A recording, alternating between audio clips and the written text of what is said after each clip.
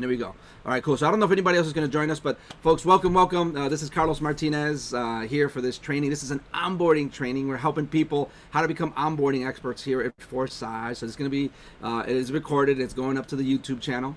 Today is Friday. What is it? January the 8th. You know, so thank God for another day. And this whole point is just about creating leaders. Right, that's what Jesus did when he had his ministry here on earth. Right, he created leaders. That's all, and that's our job. Our job, like me personally, I don't like to be the deal.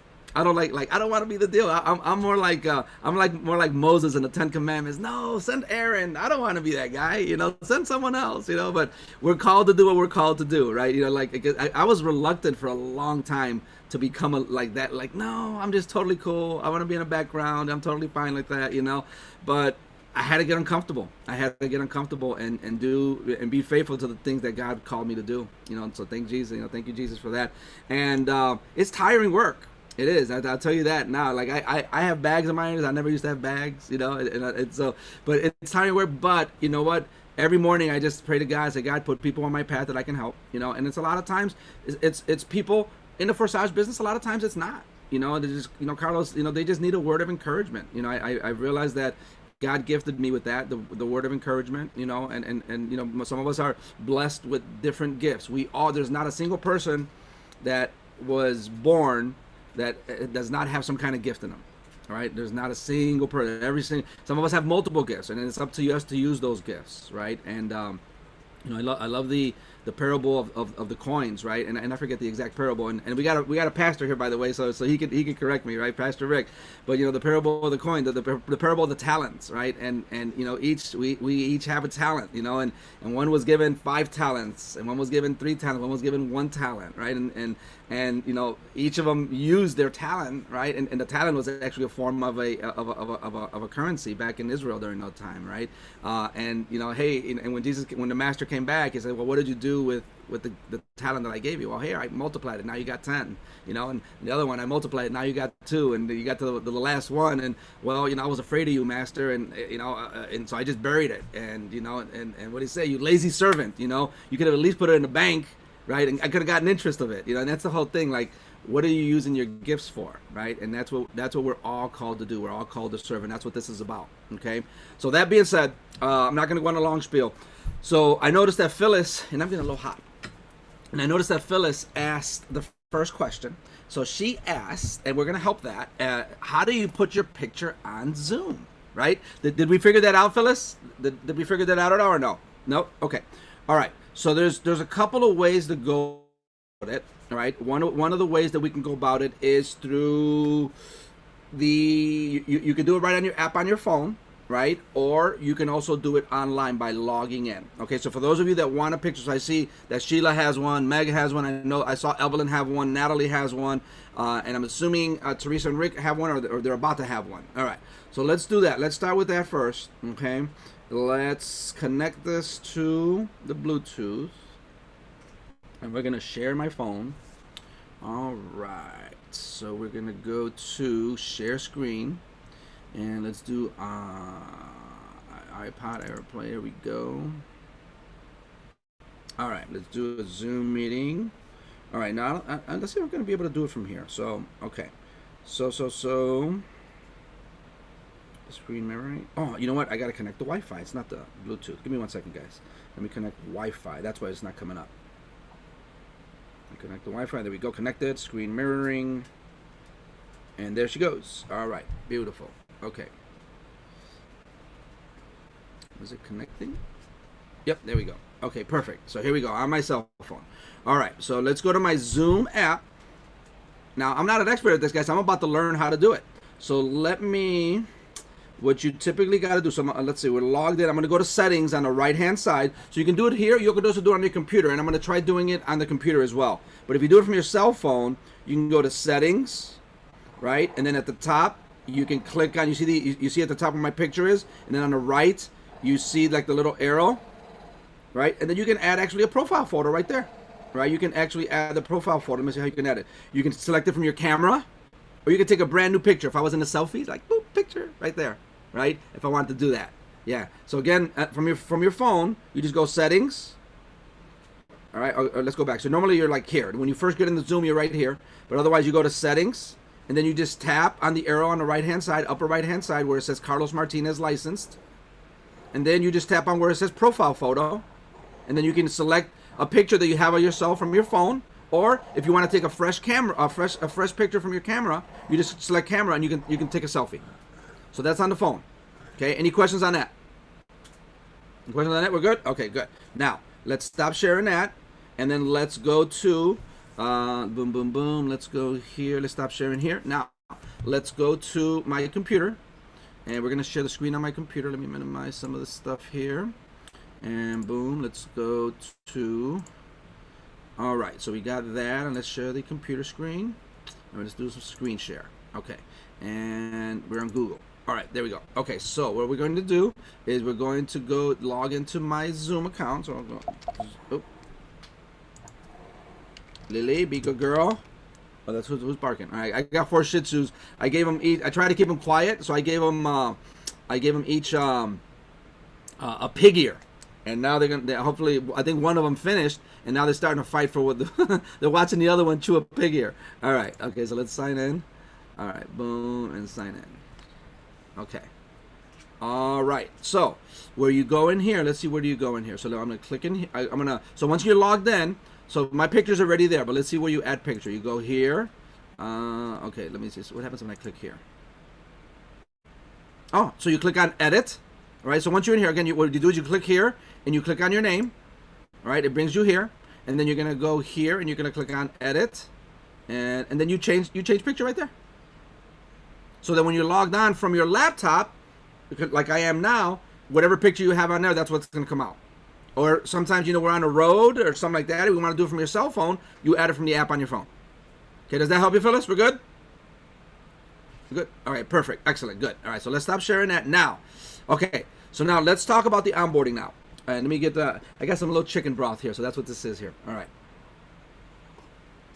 Okay, so let's do this. So let's talk about the concept first. Okay, the concept of onboarding. Okay. So let's just say that I'm brand new, right? I'm talking to one of you, and you're like, Carlos, great, let's get you onboarded. I watched the video, all that kind of stuff. I'm ready to go. So how do you get me started, right? So the first thing that I would do, one of the first things that you're going to do, okay, is you should already be sharing the Forsage level cost chart. Well, Evelyn or Phyllis or Teresa or Rick or Natalie or Meg or Sheila, what level do you want to come in at? Okay, what level do you want to come in at? Okay, so I need to know that. So typically we're going to talk about budget. I always ask the person, well, what is your budget? All right, what are you looking to come in at? What is your budget? Okay, and then if a person says, well, I've got about $1,000 to spend, well, right away I know based on the price of gas, $1,000, it's going to get you right to approximately maybe level 4, right? Maybe level 4, right? So you always think about $1,000, about a level 4 approximately. But when the gas is not so high, it's probably, and Ethereum's not so high, it's probably more like $800 or so. But you got to ask the person's budget. Okay, great. So based on this, and then you got to go into the Forsage level cost chart, right? You got to go into the Forsage level cost chart and take a look at that. Now, does everybody have the Forsage level cost chart saved on their phone? Anybody that does not? You don't have it, Rick? Okay, Rick doesn't have it. Okay, so we'll get that sent out to you. So there's actually 2 charts, guys. There's 2 charts. I'm going to show you both of them right now. So I'm going to share my screen. Yeah, did someone unmute themselves? Question from anyone? No. Okay. All right. So let's look at that. Let me do some screen sharing. So there are actually 2 charts, and I'm going to show you the difference between both of them. So let's do iPhone. Hey, guys, give me 1 second, guys. Let me pause here. I'll pause the recording. I got these dogs starting to fight. Give me 1 second, guys. Did you hear them? All right, give me 1 second. I'm going to pause recording. All right. Yeah, sorry about that, guys. Okay, that was my little Lily. She gets a little feisty sometimes. Okay. All right. So let's do some screen sharing. iPhone, iPad, AirPlay, iPhone, iPad. There we go. Okay, let me do some screen mirroring. Okay. All right, and there we go. All right. So, and let me do some phone silence and boom. Okay, so hopefully I get no more notifications. Okay, so let's go to pictures and let's go here. Okay, and my faves. Okay, so here we go. So this is what the regular chart looks like, just like that. That's the regular one. This is plain, no gas fees in here. This is like how much do the slots cost. This is what you need. Okay, so we'll send this to you. Okay, so you got to do a search on Google, right? Cost of Ethereum or price of Ethereum. All right, let's just say it's $1,200, and if they want to come in at level 1, it's $1,200 plus 0.05. That's just the cost of the slots. It doesn't include the gas. Okay, but you will see some that sometimes look, let's see here, boom, let's see, what do they look like?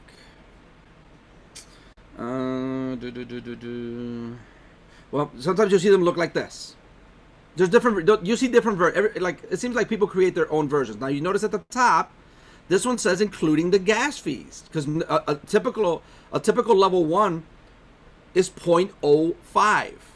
Well, this one is 0.1 because it's trying to include the gas fee. Okay, that's the difference you see at the top. But here's the thing. This is for normal gas fees. What is the definition of normal? Usually under $20 per slot. As we know, since Sunday, things have not been normal, right? They've been crazy. Right? So if you use this chart and you say, hey, you're coming in at a level 4, you need 0.8 ETH times $1,200, whatever that comes out to, it's more than likely not going to be enough because the gas fees are charging 30, 40, 50 bucks per slot. And if you look at it, if they buy level 4, guess what they're buying? They're buying 4 slots at the top, 4 slots at the bottom. They're buying 8 slots. And if it's 50 bucks each, so 50 times 4 at the top, that's $200 at the top, and $200 at the bottom, that's $400 just on gas fees. You guys see where I'm coming from? So this chart is for normal gas fees. When the gas fees are not normal, I will tell someone to add extra. So if someone wanted to come in at a level 4, knowing the price of the gas fees right now, I would say you need at least 1 full Ethereum. So instead of 0.8, I would say you need 1 Ethereum. Because remember, for this power leg, what do we need? We need level 4. So that's why I always talk about level 4, right? The minimum is level 4. So I always just tell the person you need at least 1 ETH. And I said, ideally, let's pad it, and let's get you to 1.1 or 1.2 ETH. And I'd say, well, doesn't that a lot? It is, but don't worry. Whatever's left over is sitting in your wallet anyway. You're not going to lose it, right? It'll be in your wallet that if you choose to cash that out or use it to buy the next level, you can do that. So I always tell people from now on until the gas fees go normal, I'm telling level 4, you need 1 Ethereum at least. All right. And if you want to be safer so that they have enough, so that it doesn't eat their gas fee, the gas fees don't eat it up, as they come in at least 1.1, 1.2 times the price of the Ethereum. All right, so guess what you got to do? You're going to have to do a Google search, right? So does everybody know how to get the price of Ethereum? Anybody that doesn't know how to get the price of Ethereum? Okay, you need help with that, right? Okay, so when I want to get a price of Ethereum, okay, so typically what I'll do is all I do is come to Google and I just search. You look at the price of Ethereum. It's at $1,200. All right, and you want to search at the time that you're talking to that person. So when you say to that person, hey Rick, you know what? This is the price right now. It changes. The market for crypto never ever changes. It's always constantly changing. You can sign up 5 minutes from now and it just went up to 12.10, or it went down to 11.50. Right? It's always changing. So this is at this moment right now. So it'll be $1,200 times 1 Ethereum. Well, 1,200 times 1 is $1,200. So to get started at level 4, you're going to need right around $1,200 based on the current gas prices. Okay. Now, so let's talk about the gas prices. Okay. So the best way to look at what the gas price is, okay, is to attempt to buy a slot. Okay, so let's take a look at that. Let me stop sharing my screen for a little bit because I'm going to put in my password. All right, and I don't mind showing it to you guys, but since I'm recording this, right, I gotta be careful because this is going up to YouTube, right? So let me log into my account first. Okay, and I'll go into one of my secondary accounts. Let me see here. Boom, boom, boom. There we go. We go to Charlie 1, Charlie 2. Okay, and then let me go in DApp, and then Forsage.io. And then we're gonna log in. Blue. Log in. Yes. Today on a Zoom that wasn't recorded, you told us briefly how to mark our Forsage.io with a yellow star. But Correct. I was sitting in a parking lot at McDonald's that day signing people up, so I didn't get to write it down. Okay. Could you? Yes, we'll go through that as well. Yes, we'll go through that as well. Now, it works if you've got an iPhone, I think, but if you've got Token Pocket on an Android, I don't think that works, but we'll cover that in just a second. Okay, so okay, now good. We're good there. All right, so now, okay, so let's go ahead and we're going to go, now I know what I'm going to go through. Okay, perfect. So let's do some screen sharing. So let's go to share screen. Let's go back to iPhone, iPad, AirPlay. Now we're going to screen mirror.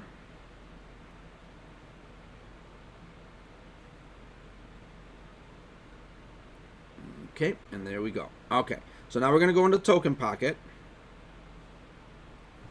All right, so here's one of my accounts in Token Pocket.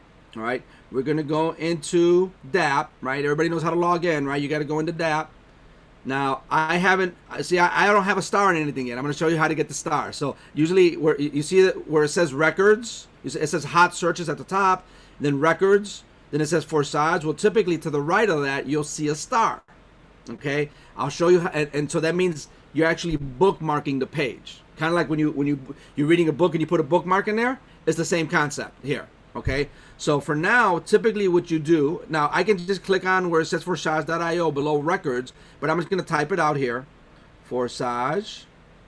This is how you log in once you have an account. Now, most of you already know this, right? But I'm talking to people because I'm assuming newbies are going to be watching this, right? So once you log in, you're going to click on, or once you're here, you're going to click on login. Always click Ethereum. Then you're going to click automatic login. Now I've already logged in, so I'm not going to need to put my password. I'm going to put confirm. And now, because I've got mine with touch code, right? Or some people use, like, they got the even more modern phone, and that's facial ID, right? That facial ID just kind of creeps me out. I didn't want to upgrade my phone, right? So I do mine with the touch code, all right?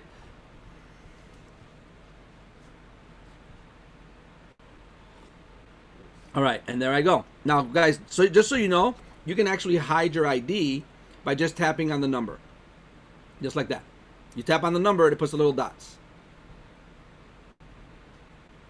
Okay? All right. So, here goes the back office where I'm at now. Okay, it's a newer account. Got one person. I've earned $450 on that, you know. I'm at 4 levels here.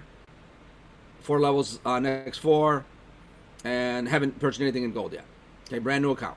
Okay, now, what did I want to show you back here? Oh, and by the way, so you can tell how much you've earned in each by looking at this. So below here, it's always nice, like if you want to post stuff, you can always like take a screenshot of that and post this. Look at this. In the X3 matrix, I made $450. And the X4 matrix, well, and this one's not a good one to post, right? I made 0, right? You know, but typically, like, you can take screenshots and you can see how much. So what this is, this total is broken down here. So of the $450, I made 450 of that from the X3 matrix, 0 from the X4 matrix, and 0 from the X Gold. But if you got income in all of these, I would take a screenshot, crop it, and upload it like a nice picture of yourself, and with this thing over there, look at this awesome matrix, right? And I would maybe block out the word Forsage, right? Why do you want to block out the word Forsage? Because you want to create curiosity. I would, on any post that you do, guys, never put the word Forsage. You can put crypto, do whatever, but I would always block it out. I would take a screenshot, and then you can edit, do the edit on your phone on how to do that. Okay? And what I'll do is I'll take a screenshot, and for those of you that, I can show you how to edit that. Now, how do you bookmark the page? Here's how you bookmark the page. Do you see on the upper right-hand corner below where it says 96% cell phone charge rate? You got 3 dots there. You see those 3 dots at the upper right-hand corner? You guys see that? I'm going to tap on those 3 dots in the upper right-hand corner right now. You get the window that pops up. Again, this is only on the iPhone. Android doesn't do this. Okay? You get those 3 dots, and then all you do is just tap on the star. And now, if I tap on those 3 dots again, it's already started. It's bookmarked. So when I go back to the search field where you type in Forsage.io, you're going to see that there's going to be a yellow star there. I'll show you that in just a moment. To cancel the star, I just press on the cancel star. And now it's no longer bookmarked. Okay? So again, 3 dots. And if one of you know how to do this on Android, let me know. I don't know how to do it on Android, but this works on the iPhone. Okay? So now it's started. Now so what Phyllis was talking about, when you come back here, so let's pretend I'm going back into DApp. You see the one with the star there? Over on the right hand side. So now I don't have to type in Forsage.io anymore. This is the main website. I just tap on where it says Forsage. If I tap on the star, guys, if I tap on the actual star, it's gonna delete the star. Don't tap on the star. That means you gotta go log back in, go to the 3 dots again, and star it again. Right? So don't tap on the star.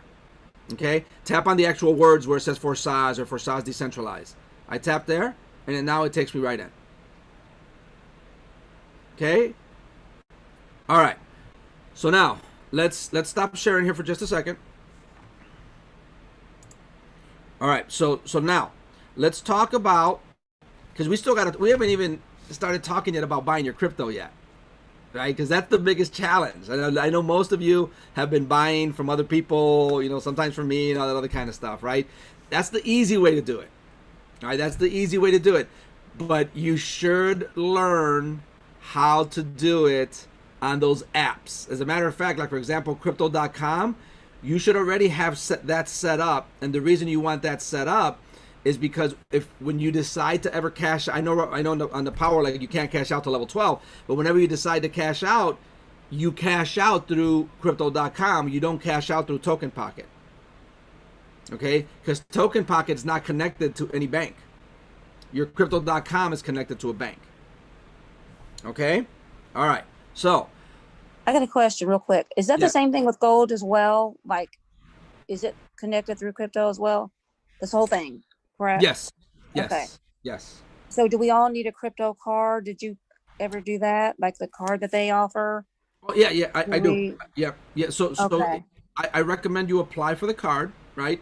It's real simple to follow on there. But I'll send instructions on how to do it. But typically, when you apply for the card, I recommend the blue one. The blue one is free. When you go to the higher level ones, you got to do staking. So what's staking? Staking means you deposit Ethereum, you deposit crypto. All right, I'm going to stake some crypto. I'm going to deposit some crypto. And I think the Ruby one is the next level up after the blue free one. The Ruby one, you got to stake. I forget how. And what you got to stake in is their crypto. So crypto.com has their own cryptocurrency. It's called CRO. Okay, and you gotta take some either Ethereum or some US dollars, and with Ethereum you just swap it out, trade it into CRO, or actually use dollars to buy CRO, and then you gotta stake about $275 worth of CRO. You keep it on deposit with them there. It's called staking. You put it on deposit for like a period of like 6 months. Then after the 6 months is done, they release it and they give you back your CRO, and then you can convert it back to dollars or Ethereum or whatever. Right? But that's for the ones that aren't free. I recommend you just get the blue free one, so you don't have to stake anything. Okay? The difference is, the reason some of the people do stakes to some of those higher ones is because it's the percentage back that you get. Okay, so for example, the free one you probably only get like 0.5% back in CRO. The Ruby one you'll get like 1% back, and the other one, the Emerald one, you get like 1.25%. Because you know how like those cars, they got like, well, hey, you get X% back in gas, you get X% back in dollars, you get X% back, rewards, whatever. That's why. So the higher ones give you greater rewards. That's the only difference. Okay, all right. Okay, so that being said, let's go through crypto.com. All right, because now that the person says, well, I'm ready to buy my crypto, I'm ready to go. How do I do this, right? Okay, great. So you determined they're coming in at level 4. I mean, what I said, level 4, based on the gas prices right now, they should be buying at least 1 Ethereum to try and cover the gas fees. Ideally, maybe 1.1 or 1.2. Okay, so let's just say we go 1.2. So what do we got to do? We got to take out a calculator, and we already searched the price of ETH at that moment. It's $1,200. $1,200 times 1.2 Ethereum. So what does that come out to? So let me take a calculator here, and I know I'm not sharing my screen right now, but that's okay. 1.2 times $1,200. So that means they're going to need about $1,440 to get 1.2 Ethereum. All right, does that make sense? Anybody lost on that part? We're good? We're good? Okay. All right, excellent. Okay, cool. All right. So now that the customer knows, hey, based on the price right now, I need about $1,400 worth of Ethereum right now. Okay, so they can either do it through debit card. Debit card is actually the recommended way. They do it through debit card, through the crypto.com app, or through a credit card. Credit card, for whatever reason, they kind of tend to get declined more than a debit card. So I always recommend a debit card. Now, what I also recommend you do, some people actually call the bank ahead of time. They actually say, listen, Mr. and Mrs. Bank, Mr. and Mrs. Banker, or Mr. and Mrs. Chase customer service, or Wells Fargo customer service, I'm about to make a transaction, okay, with a bank in New York. I'm buying some stuff. I would never mention the word crypto. Excuse me, banks don't like crypto. Crypto's their competition. They want you to keep stuff in dollars, not crypto. So never say the word crypto. All right. Some people just go ahead and try it. When I did with mine with Chase, it worked right away, right from the get-go. Now know this: 50% of the time that you buy crypto, okay, or the customer buys crypto, 50% of the time it fails right off the bat. Why? And that's actually a good thing. So I actually let the customer know. I say, Mr. and Mrs. Customer, okay, know that your bank's probably going to decline the transaction, but that's okay. That's actually a good thing because they're protecting you, right? That's how you tell it. That's how you tell them they're protecting you, right? It's the fraud department protecting you. All right. But it's always best to purchase. Here's a very important point, guys. It's always best to purchase crypto during normal business hours or whenever their customer service department's going to close. Why? Because there's a 50% chance that it's going to get declined, and if they try to do it at 9 o'clock at night, 10 o'clock at night, their customer service department's probably closed, so they're gonna have to wait till the following morning to call the bank. Does that make sense, guys? So when someone's buying crypto, I would try to get them to do it before maybe 7 p.m., before 6 p.m., before 5 p.m. Different banks have different hours. All right. Now, also know this, that the credit unions, those little banks, they're tough. They're tough to accept crypto or accept that transaction. You can be on the phone with them for hours, and they, some of them get kind of big brotherish on you. Like, oh, no, we're not going to let you process that. You don't know what you're doing, right? We can't let you do that. It's my money. I can purchase whatever I want. No. We're not going to let that transaction go. I've seen it happen. All right, this day and age, right? But the bigger banks are more lenient. Okay, Wells Fargo, Bank of America, Chase Bank, okay, USA Bank, those different banks, they're more lenient. But just let the customer know, hey, you got a credit union, there's a chance that your bank's not going to approve it, right? And then if they don't approve it, there's actually a video, and I'll post this in the chat. There's a video on how you can purchase Bitcoin. I know we're talking Ethereum, but this one is a Bitcoin. You actually, it's a very short video. They teach you how to purchase Bitcoin right through the Cash App. Okay, do you guys do folks know what? Does anybody here not know what Cash App is? Cash App, it's so I'll show you what the Cash App looks like in just a moment. So Cash App, okay, Cash App is just kind of millennials started using it more, but it's becoming more and more popular. Okay, Cash App is just a way to move money around. It's like an application version of PayPal. Everybody's not used to PayPal. Remember when PayPal first came out? Like, what, PayPal? I'm so used to, many of us were used to checks. No, I'm used to writing out checks. I'm used to cash, right? And then credit cards came out, right? Oh, and I'm used to credit card. But then we're like, then PayPal, like, no PayPal. But now everybody's used to PayPal. But now Cash App and Venmo are kind of the newer ones, right? I know some of you are used to Venmo and me. I know Evelyn and Phyllis and, a lot of you, right? Used to Venmo. So these are just, and Venmo, by the way, is owned by PayPal. Venmo's owned by PayPal. These are just different applications that can be downloaded onto your phone, and then it's called Venmoing money. You can like if I wanted to buy ETH from Rick, I say, "ETH, can I buy some ETH from you?" Like, yeah, okay, good. Let me Venmo you some money. All right, but the nice and so Venmo me basically send you some money, and then once I send you the money, then you can send me the Ethereum. Okay, basically, right? Now, what's the other thing too? So with Cash App, you can actually buy Bitcoin right through the Cash App. And then what you do is you swap it out on a site for Ethereum and then have it get right into your Token Pocket wallet. Okay, I'm not going to get into too much of detail of this, guys. I want to start getting into the onboarding. All right, but I just wanted to start thinking about the mindset of, well, they got to buy their crypto. That's the toughest part, guys, is buying the crypto. Right? I know Rick and Teresa have been successful buying crypto without a problem right on crypto.com. All right? Most of you have actually just been buying crypto from other people. So let me do some screen sharing, and I'm going to show you the crypto.com app. All right, here we go. Let's do some screen sharing here. And some screen sharing here. Okay. Screen mirroring, MacBook Pro, and there we go. Okay, so let's go here. Okay, we're going to go to the crypto.com app.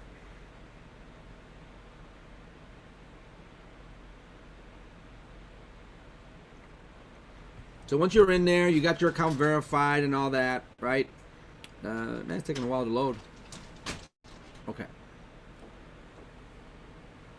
Okay. So now that you're here, okay, so I've sold some of my crypto, so now it's in actually US dollars right now, okay? If it were in Ethereum, it would say, Ethereum there. And you can actually hide your balance. If I want to hide my balance, you see where it says total balance at the top? If you click on that little thing that looks like an eyeball, you can hide it. So people, like, if you want to keep it private, like, I don't want people to know how much I have in there, right? You can just hide that, okay? All right, now, so how do you buy crypto? I always say start at the bottom, okay, with the blue lion head. You see the blue lion head at the bottom, the blue circle at the bottom? You guys see that? Yeah? Okay, so you click on the blue lion head, and then you get that window. And then you're going to go to, but the first thing we got to do is we actually have to connect, we got a new partner. Okay, all right. So first thing you're going to do, all right, you're going to connect, you got to connect your bank. You got to connect all that stuff, right? So typically what you'll do is you'll go Fiat Wallet, right? And you got to connect all these things here. Like, so you got to, let's say, so you have to buy crypto, right? So you're going to buy crypto. And what kind of crypto do you want to buy? They got all these different types of crypto. Okay. I want to buy Bitcoin. I want to buy Ethereum. So you can buy Ethereum. And then here, you select how much you want to buy. Now, I can use it for my Fiat Wallet. You see how at the bottom, you see at the top right-hand corner where Fiat Wallet is selected? It's in black. I select how I want to buy it. Do I want to buy it from my crypto wallet, my Fiat wallet? Right? Or do I want to buy it from credit card? I can use the funds that I have in here to buy whatever amount of crypto I want to buy. If I want to buy Bitcoin right now, I can buy Bitcoin. You just got to select how much you want to buy. But let's just say we're going to do credit card. So you got to make sure you click on credit card. You notice how it's highlighted in black now on the upper right hand corner? You see that? Credit cards in black. And now that you're in here, okay, I just want to, you can either do US dollars, okay? You can either do it in US dollars, or you can do it in ETH. So how you do that, hey, let me do this. Let me do close. Okay. How you do that is you tap on, at the top. Why isn't this changing? Okay, let me do ETH. So let's just say I wanted to buy 1.2 ETH. Okay. And I'm going to do credit. Now I'm going to add the credit card. You see where it says add credit card at the bottom? Okay. It's going to cost me $1,455.93. You guys see that? You guys see that? And now I'm just going to click on add credit card. And I'm going to add my credit card information here. Add card. And then I'm just going to purchase it. And that's it. Now this is where the bank is either going to accept it or decline it. If it declines it, you'll get notified that it got declined. So guess what they got to do? Right? Because they're calling during normal business hours, right? They're not trying to buy ETH during non-normal business hours. They're going to call during normal business hours so that if it declines, they can get on the phone with the bank right away. And this is all they're going to say, right? Mr. and Mrs. Bank Representative, okay? Mr. and Mrs. Bank Representative, all right? I just tried to make a purchase for $1,455 approximately. You guys declined it. I authorize it. Can I try again, please? All right. Usually they don't ask you what you're going to buy. Usually they don't ask you what you're going to buy. But if they ask you, just say, no, I'm just buying something from a bank in New York. Or I'm just buying some commodities. That's it. Say something along those lines. I'm just making a transaction. You know, I would be vague. I would not answer the question. Okay, and then, but I authorize the charge. Is it okay to try it again? Yes. Yes. Try it again in 5 minutes. Try it again in 10 minutes. And then they come back into the Crypto.com app and they just do exactly what we just did right now, and to buy the crypto. And the crypto, when it shows up instantly. It shows up instantly, right? And it'll be when you know it's there. Okay, when you know it's there, it'll be in your crypto wallet, and then you'll show here.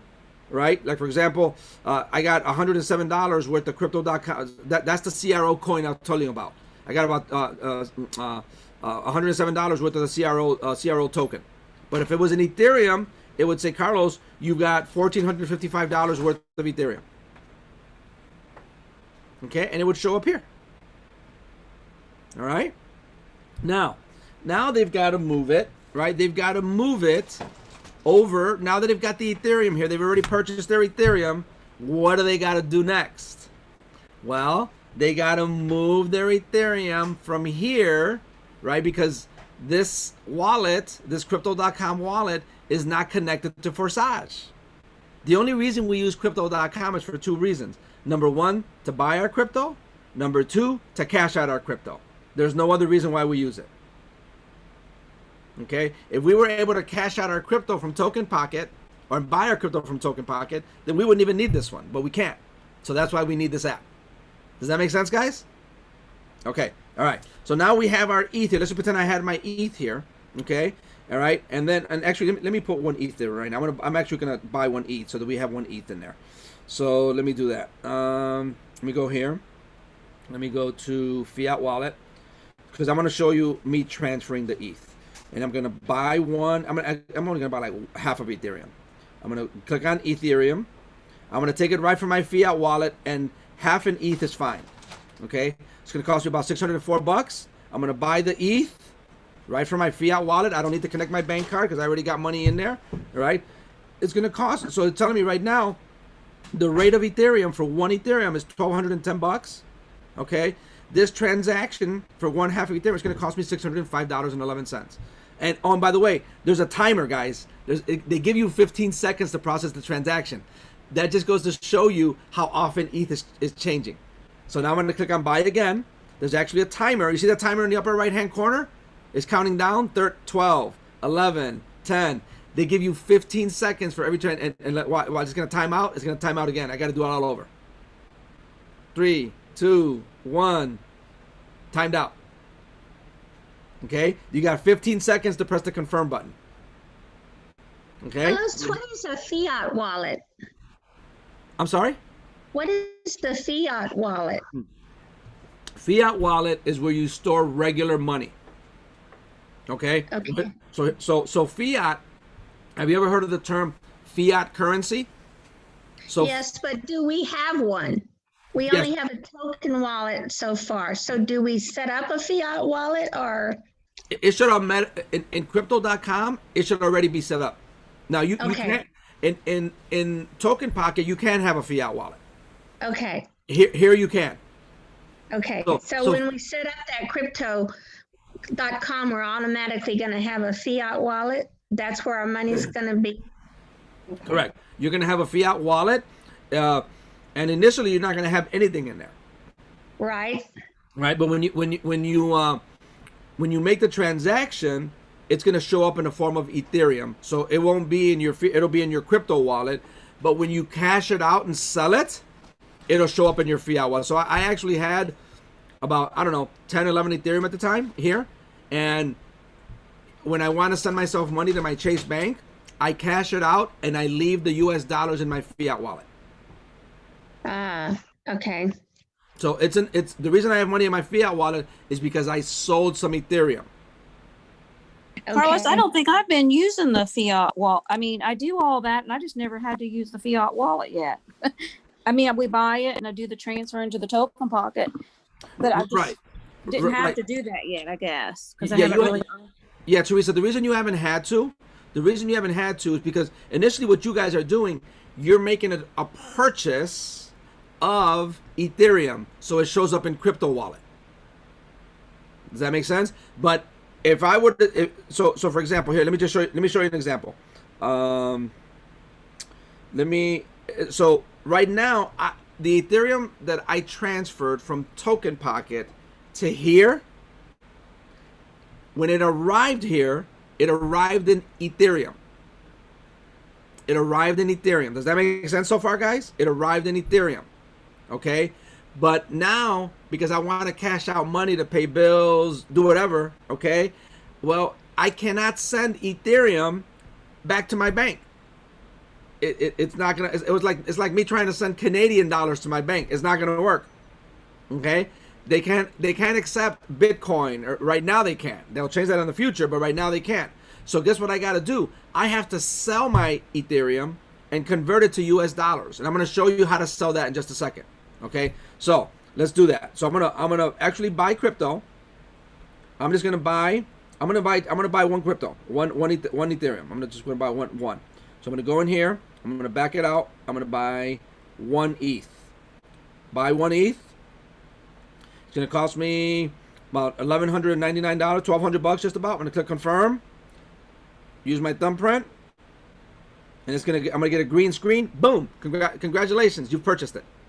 I just bought 1 Ethereum from the money in my fiat wallet. Where did that money come from? Well, it came from me selling my Ethereum a few weeks ago. Okay. Now, so check it out, guys. So my total decreased in my fiat wallet. Why? Because I used some of that money to buy ETH. Does that make sense, guys? Yes. Okay, now let's go back to the blue lion head. Okay, let's go to the crypto wallet. And now remember I had 0 Ethereum there? But now I got 1 Ethereum there. You guys see that? 1 Ethereum, and it's worth $11.97. It's already gone down 610%. I'm about to lose 6% of my money right now when I sell it. Actually, I'm only going to sell a half.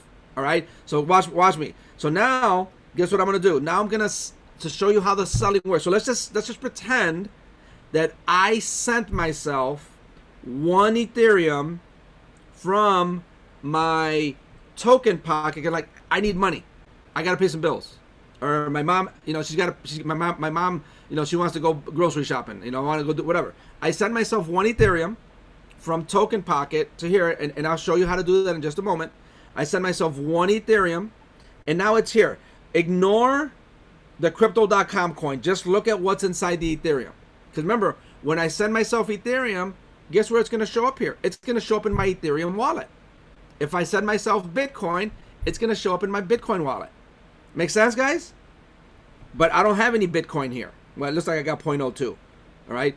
But I don't have any. I've got, about $1,200 in Ethereum. So now I want to sell that Ethereum, right? Because I want to cash out some of it to give my mom some money so she can buy groceries, buy herself a pretty dress, okay?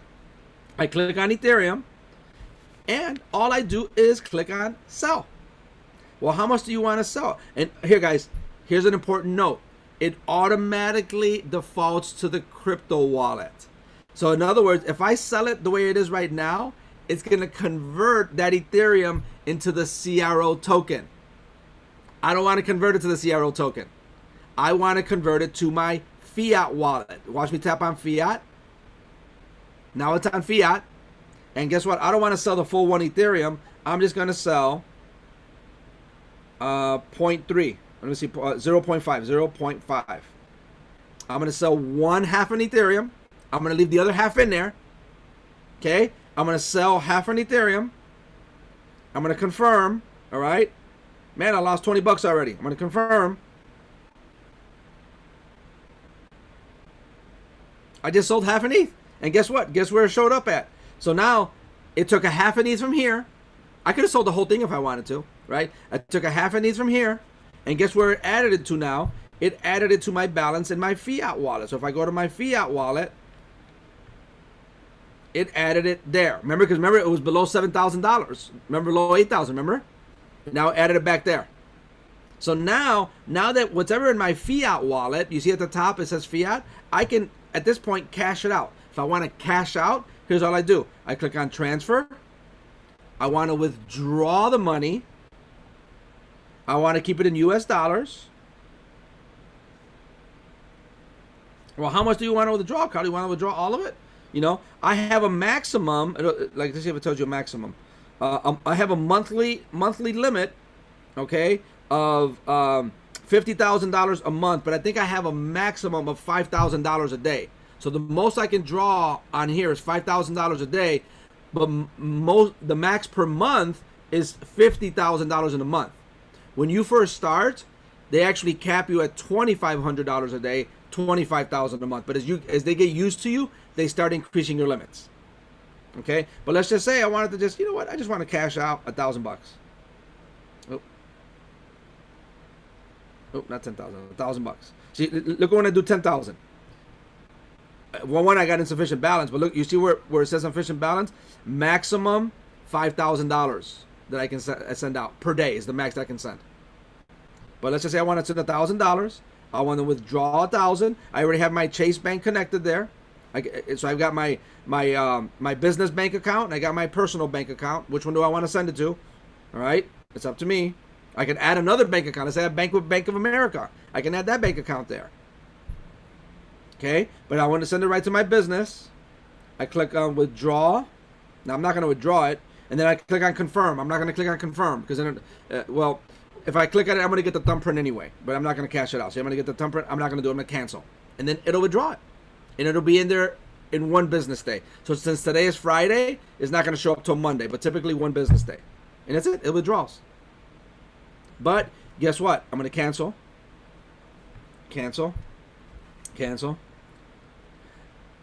So when you cash out, and you guys don't have to worry about cashing out now because you're on a power lag, right? But in order to cash out, you've got to have the money in your Fiat wallet. Well, you cannot have Ethereum in a Fiat wallet. You can only have regular money in a Fiat wallet. Canadian dollars, US dollars, British pound, Australian dollars, Mexican peso, it doesn't matter. Okay? A Fiat wallet can only hold real money. And if I want to cash out, I need to put it in real money. Make sense, guys?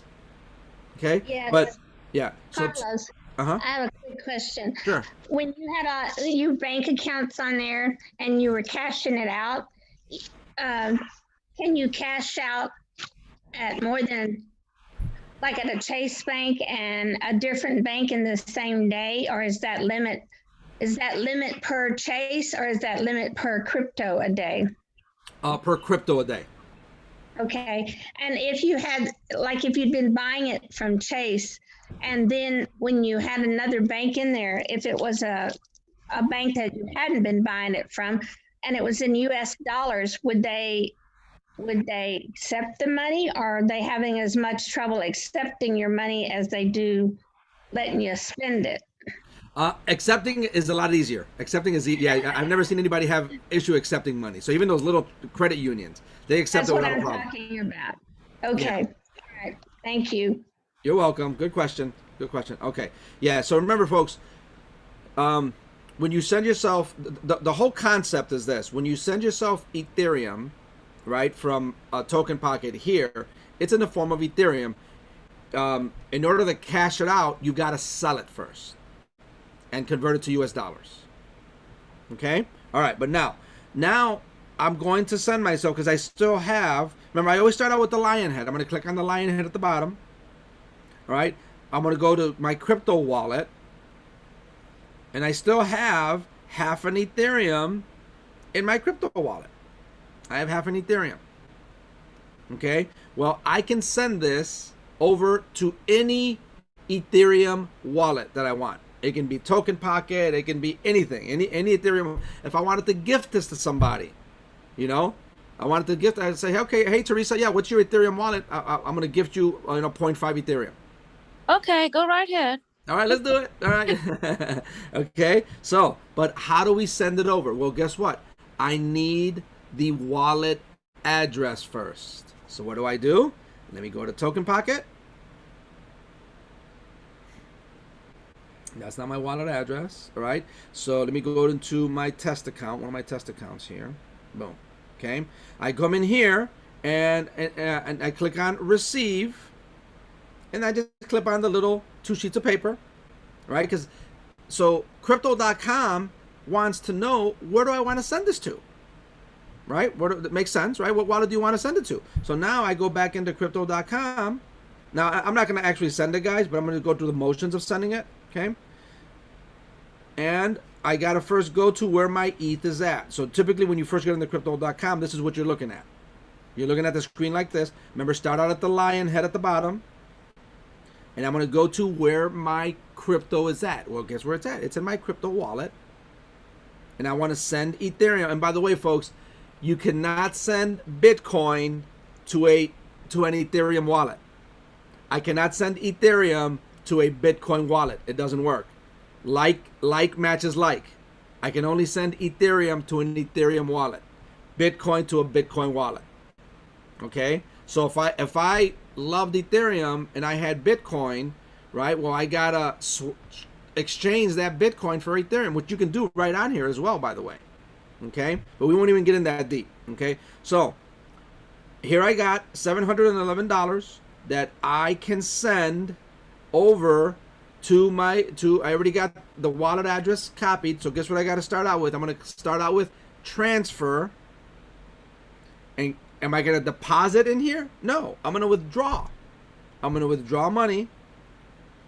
And guess where I'm going to? An external wallet. I'm going to an external wallet. I'm going to do that again. Okay. I'm in my crypto wallet. I've got Ethereum. Okay. I can just click on transfer, withdraw, external wallet. All right. I already have 2 wallet addresses saved here. I can send these wallet addresses. I can send them right over, right, to one of these. Carlos Wallet 3, Token Pocket Wallet. And all I just got to do is click on withdraw ETH. See where it says withdraw it? And withdraw it. And that's it. Or if I wanted to add a new wallet, you see the plus sign in the upper right hand corner? I just click on that plus sign. And I want to add a new wallet address in Ethereum. And I just paste my wallet address in there just like that. And I'm going to call this test wallet. And click on continue. Click on continue. And then it's going to send the Ethereum over. Now, for every wallet that I add brand new for the first time, I've got to go through that email verification. And when I click on continue, okay, it's going to take me, it's going to say, hey, check your email for verification, right? And it's going to say, click here to go to your email, and it takes it to my email, and I got to click verify, and then I come back into here, and then it'll add this wallet address. That's only when I'm adding it the first time. Once I've already added it, then it's already saved. Like these here are already saved. I don't need to save this anymore. I've already gone through the verification process. And by the way, verification is quick. It's just a couple of seconds. Okay, and now the Ethereum's over in my Token Pocket wallet, right? It's in my Token Pocket wallet, and guess what I can do? Now that it's in my Token Pocket wallet, then I can come in here and I can just now start buying slots. But guess what they need? They need the persons, right? That's why we ask, hey, Leanna, hey, Tara, I've got a person coming on board level 4. They're not a builder. I need a link. Right? I need a link. Right? So we got that. So let's go through the motions of actually attempting to sign someone up here. This is so what we just went through is the beginning part of the onboarding process, right? The hardest part is getting all this set up. Now, most of you have been doing it, the pretty easy way, just buying ETH from someone else. That's the easy part. Well, that's not the easy part. That's the easier way of doing it, right? Buying ETH from someone else. But typically, when someone's got to go through the motions of setting up crypto.com, right? All that kind of stuff, right? So that takes time. They got to get verified first, right? And then they got to buy their Ethereum. And sometimes it's a challenge. So they got to call their bank and be on the phone with their bank. I just tried again. And I've been on the phone with my bank for hours. It didn't go through. So then guess what? Then they've only got two options at that point. They're either going to buy Bitcoin through the Cash App, which I'm going to send that video out after we're done. I'll send that video out. Okay. Or, okay. The other thing that they can do is just buy Ethereum from someone else, and then they just Cash App the money, Zelle the money. They can what else? They can Venmo the money, or they can PayPal the money, and then they just at that point the person selling it, they just need the wallet address. Yeah, okay, I'll send you $300 worth of Ethereum. Here you go. Okay. Carlos? Yes. When you first do a crypto.com, I was helping people set it up. So it took 2 or 3 days to be approved. And after it gets approved, when you get ready to buy it, does it take another couple of days to be able to purchase it after you got verified? So are you looking at least 5 days probably to get them on board? Okay, so that's a great question, but no, it should, like, once the verification process is done, the purchase should be right there and quick and instant. As long as the bank for the credit card or the bank for the debit card approves it. Okay, thank you. You're welcome. That's a great question. Okay, but here's what I want to do. I want to let's watch a quick video right now. So this is the other way to buy crypto. So let me go to here. Oh my goodness, look at all these messages. Okay, boom, and loading. Okay, so here we go. I'm gonna go here. Let me go to Sherry Beth. Okay. And here we go. So let's look at this here. Purchasing Bitcoin. And this is the video that I'm going to send to the team. Purchasing Bitcoin on Cash App, then swapping it to Ethereum and transferring it to Token Pocket. I recommend you watch this several times, because the first two or three times that you watch it, you're going to get confused. Right? But this is a very quick way to buy crypto. You're going to buy Bitcoin first. Why? Because the Cash App only allows Bitcoin purchases for now. And then you're going to trade it or swap it out for Ethereum. Oh, and by the way, let's show you what the Cash App looks like. So, you see that app in the middle with the green dollar sign? So, you see that right in the middle? You see the one with the fox on the left hand side and then right in the middle? Yes. Oh, okay. So what I want you to do when we're all said and done, I want each of you to go to your app store and download Cash App. You don't need to do it now, but do it later and get it set up, register for it. And it's actually really quick. It'll just take you a few minutes. Okay? And then what you can do too is like, well, how do I set up Cash App? How do I do? Guess what? Right? We just go to YouTube for things. Where's that? What's on YouTube? All right, let's do there. Okay, we're gonna go to how to set up Cash App. Hit enter, and boom, everything's on YouTube. how to change the toilet, how to make homemade flour tortillas, you know, how to do this, how to read the Bible, you know, how to serve one another, you know, how to be kind. I've never searched that, how to be kind, you know, but so here, look at a nice 5-minute video. And this guy takes you through a 5-minute video on how to set up the Cash App. Oops, the content not supported. Is that what it say? Oh, you know what? I forgot about this, guys. So for whatever reason, let me stop sharing that. So for whatever reason, YouTube does not allow us to share videos via Zoom. I don't know why that is. We're not allowed to do that. So anyway, that's okay. Okay, so that's what the Cash App looks like. And then the other thing you want to do is, if you haven't done so already, you see that middle one right there called Venmo with the white letter V. Get that one set up too. Cash App and Venmo. Now Venmo, you can buy crypto through it, but that's just another way to transfer money. So let's just say you guys had ETH to sell, and you got someone that wants to buy ETH from you. Okay, you got someone that wants to buy ETH from you. All right. Well, let's say you're talking to the person. Well, I don't have Zelle with Chase Bank. My bank doesn't have Zelle, or I don't have. Natalie, go ahead, Natalie. What about ShakePay? Okay, so ShakePay is Canadian, so that's a great question, and I'm not very familiar with ShakePay, right? But ShakePay is for Canadian users. Did that answer your question, Natalie? Yes, and I just want to be worried because so many people asking for help in ShakePay, so I'm not familiar with that. Oh, okay. Yeah, so what I would do is I would go to YouTube, and let's go there. And what I would do is I would just go to YouTube and I would say how to use ShakePay. And there we go. It was a 14-minute tutorial. Right? And so, because I know, so folks, just so you know, so Natalie, she's not only is she an affiliate or a partner, but she's one of the ones that she manages one of the two Facebook pages.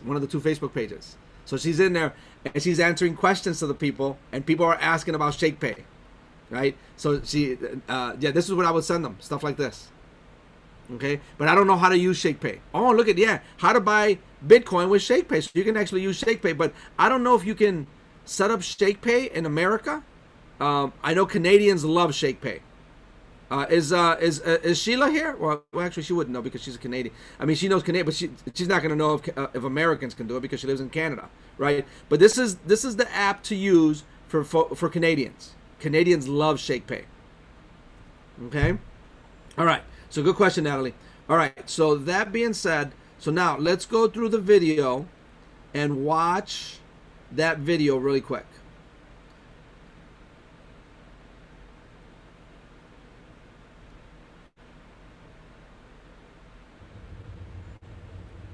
All right, so this is a tutorial on using, I'm going to be using Cash App to purchase Bitcoin, which we are wanting to swap over to Ethereum, and then we're going to be sending it over to Token Pocket. So you're going to need the Cash App downloaded and funded, and then you will need to download your Token Pocket app and create a wallet, because you're going to need a wallet address in order to send this Ethereum to. You're also going to need to hold on. I'm trying to expand this picture. This site called simpleswap.io. So 3 different things. All right, so we're going to go over to Token Pocket, and your screen should look like this. If you've already created your wallet, so you're going to either click on the blue box, and if you look at the very top, you see I've got mine labeled CB's Go Wallet. Right below that is a long chain of numbers. Your wallet address is always going to start with a 0 and an X. So at the very end of that long list of numbers, you're going to see 2 little squares. We're going to click on those, and it's going to copy that wallet address. The other way you can copy your wallet address is to click on the Receive button, and it also has a spot where you can copy the address. So now that we have that copied. We're going to go over to that simple swap site. And right here where you see it says enter the recipient's Ethereum address, because we had created an Ethereum wallet in Token Pocket. We're going to paste that address right there because that's where we want our funds going. So let's go over to Cash App. And so this is where you will be purchasing your Bitcoin. I've already done a video on that, so we will not go through that. So once you've purchased the Bitcoin, if you look at the very top, you see stocks, and then you see Bitcoin. You want to click on Bitcoin, and then this is where the amount that you purchased will be right here. So if you look down below, you'll see a buy, a sell, and then there's a little send button, a little mail symbol. So we're gonna click on that, and we're going to send Bitcoin. All right, this is where you're going to need to know how much Bitcoin you need to buy to where you know you're getting the correct Ethereum amount. So, I mean, we can do it. Let's just say we were going to be needing $50 of Ethereum. Let's just see. And you're just going to type in this amount.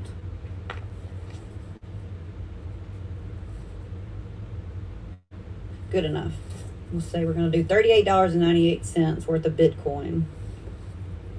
And then you're going to hit send. And this is where you're going to need a wallet address. So we're going to go back.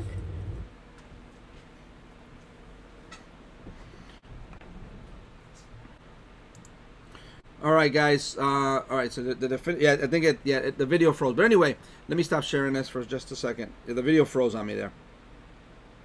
Okay, so that being said, you get the gist of it, right? So it's worth it to go through this, and I don't think she actually went through the processing of how to purchase the Bitcoin and Cash App, but to purchase it, it's really quick. You just, once you got your bank connected and all that kind of stuff, again, you're going to go through that tutorial on YouTube that you're going to find on how to connect your bank and how to set it up. And then if I just wanted to, let's see here, where do I go here? Boom. Just Cash App, let's see, pay or buy. Where's Bitcoin? Let's see here. What's that? It's the gift card. Pay. Oh, here we go. Okay, so there we go. So you click on the little house on the bottom left-hand corner, that little house shape. Oh, hold on one second. You guys are still.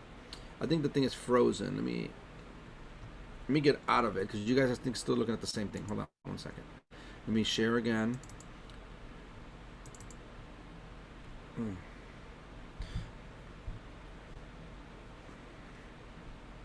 All right, give me 1 second.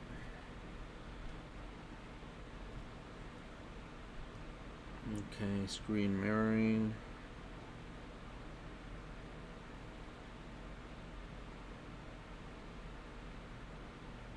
All right, here we go. Okay, so when you go through Cash App, there we go. Okay, so what you typically do is, so when you first start, Cash App kind of looks like this. It'll look like this, and this is where if I wanted to request money from someone, I can request it or pay it, that kind of stuff, right? But typically you're gonna click on the little house thing on the lower left-hand side that looks like a house, and then this is where you actually just go through the process of buying Bitcoin. How much Bitcoin do you wanna purchase? And they have limits, so I can buy up to $100,000 per week, right? Well, I don't have to worry about that limit right now, right? But I can buy up to $100,000 per week, and this is where you just buy your Bitcoin, and then it'll be sitting here in Bitcoin. Okay, it's that simple to buy it. Okay. All right. So that's that. All right. So now the person has purchased their Bitcoin. They've purchased their Bitcoin. Now we got to go through the onboarding process, right? So we're going to need a link. We're gonna need a link, right? So let me copy and paste the link here in just a moment. So what you did was, now you talked to Leanna, or you posted in the chat, in the Charlie chat, right? And you said, Leanna, hey Tara, I got someone coming in at level 4. I'm ready, and they're ready to sign up. They got their ETH already in Token Pocket. That's the key.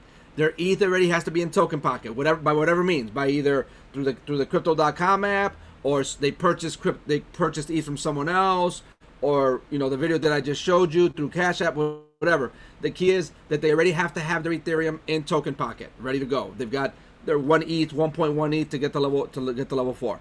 Any questions on that part of it? Nope. Okay. Now that it's there, so let me go to look for my Leanna message, and I'm gonna post, like, for example, a link. So Leanna, and let me see here. And typically she'll post things like this. I know you can't see my screen yet. Okay, so let me go copy. Or copy. Okay, so I'm gonna create a notepad. Okay, and then let's go here. So it's there. Okay, there we go. All right. So now let me do some screen sharing.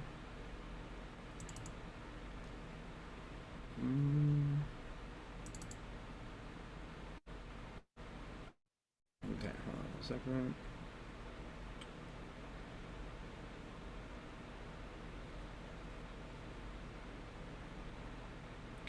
Okay, so let's do some screen sharing.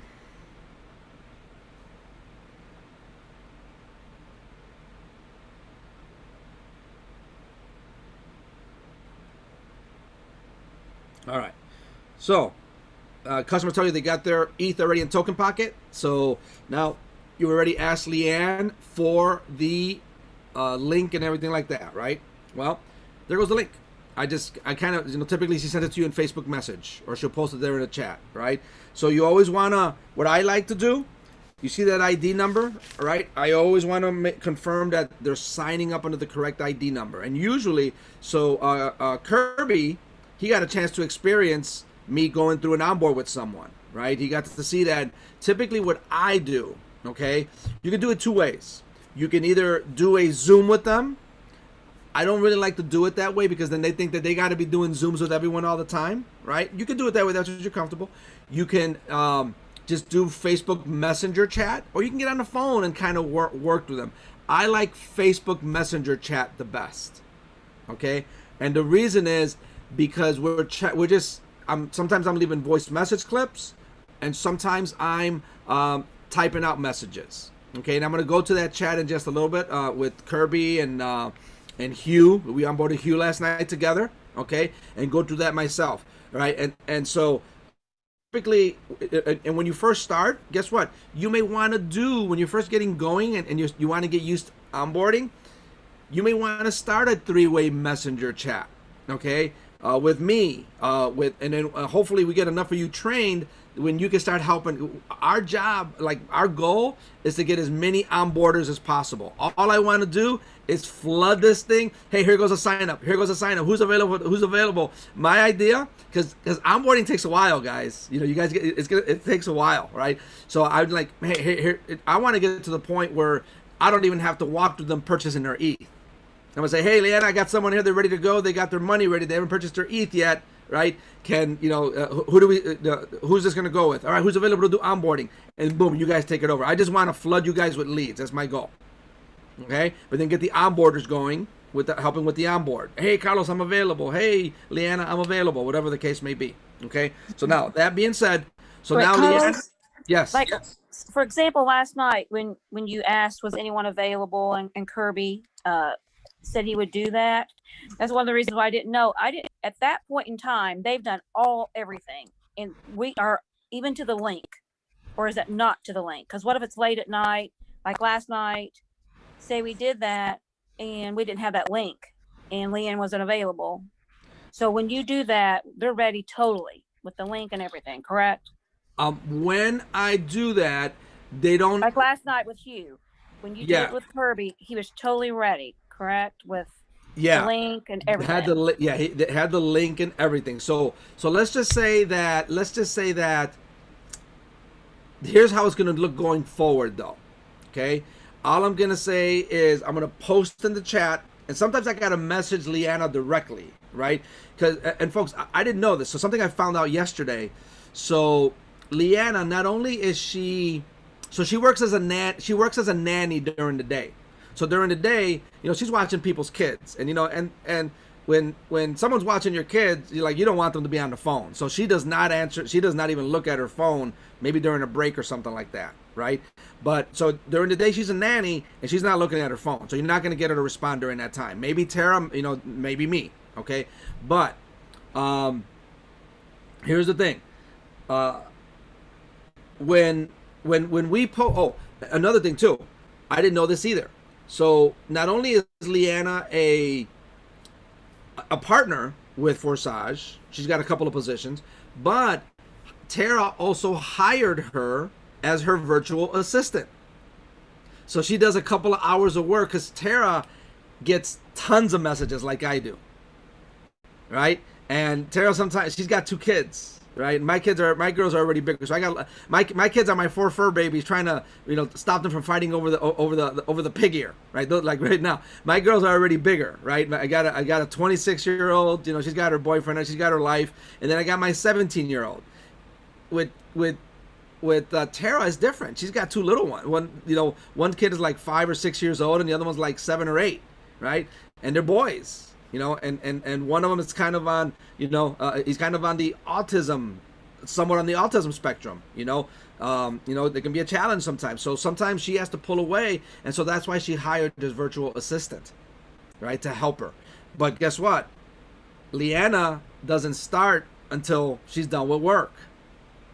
So I try to get these links all set up as good as possible. Now, one of the things, because remember what I said, the voice message clips that I left yesterday, okay? Our goal is to have multiple people with different gifts, with different tasks. I don't know who we're going to assign because I don't really have time to figure. I guess I can try and learn how to do it, but that spreadsheet that they have, that Excel spreadsheet, with the way they're doing things, I don't want to mess up and place someone in the wrong spot. So I've been leaving solely Tara and Leanna to do it. But what I'd like to do is get one of you guys trained to do that. Okay? So that you guys get trained. And so Leanna is going to take 1 or 2 of you, maybe even 3 of you, and have your own Zoom with her so that you can say, hey, I'm going to teach you this Excel spreadsheet so that while I'm working and someone asks, hey, I can't wait till after 5 o'clock to onboard someone. They want to onboard now. It's 12 noon. Right? Where do we get them placed? Okay, where do we get them placed? I don't know why I stopped sharing there. Okay, where do we get them placed? Okay, so we'll find out who that's going to be. Now, if one of you, so we got, who's this Curtis Dean? Hold on, let's get this Curtis Dean out of here. We're going to put him in a waiting room. Bye, Mr. Curtis Dean, and I'm going to lock this meeting. Let me lock this meeting. Hold on 1 second. How come it's not locking the meeting? All right. Oh, okay. Yeah. So I'm answering a question here. So let me. So Meg, yeah, you're not able to get more than 1 wallet into the crypto app, but you're able to get multiple wallets into the token pocket. The crypto app, you can only get 1 wallet. Okay. And let me see here. How come it's not locking? Participant security. Yeah, I don't know why it's not. I'm able to. Oh, I know where to go. Participants. I'm gonna lock the meeting. There we go. Participants. And we got Curtis Dean Allen. He's in the waiting room, but I'm going to lock the meeting so no one else comes in. And I'm gonna kindly remove Curtis Dean. I have no idea who that is. All right, he got removed. Okay, we're good. Okay. All right, guys. So we're good there. Yeah, I didn't realize there was someone else there, guys. Sorry about that. Okay, so. To answer your question, Teresa, typically, yes, they're going to be ready to rock and roll. For onboarding, like when we say they're ready to onboard, they're going to have the link is ready, they got their ETH in their token pocket, they're good to go. Okay? So you just now got to walk them through how to buy their slots. Okay? That's usually going to be the case. So now let's do some more screen sharing. And let's do some AirPlay.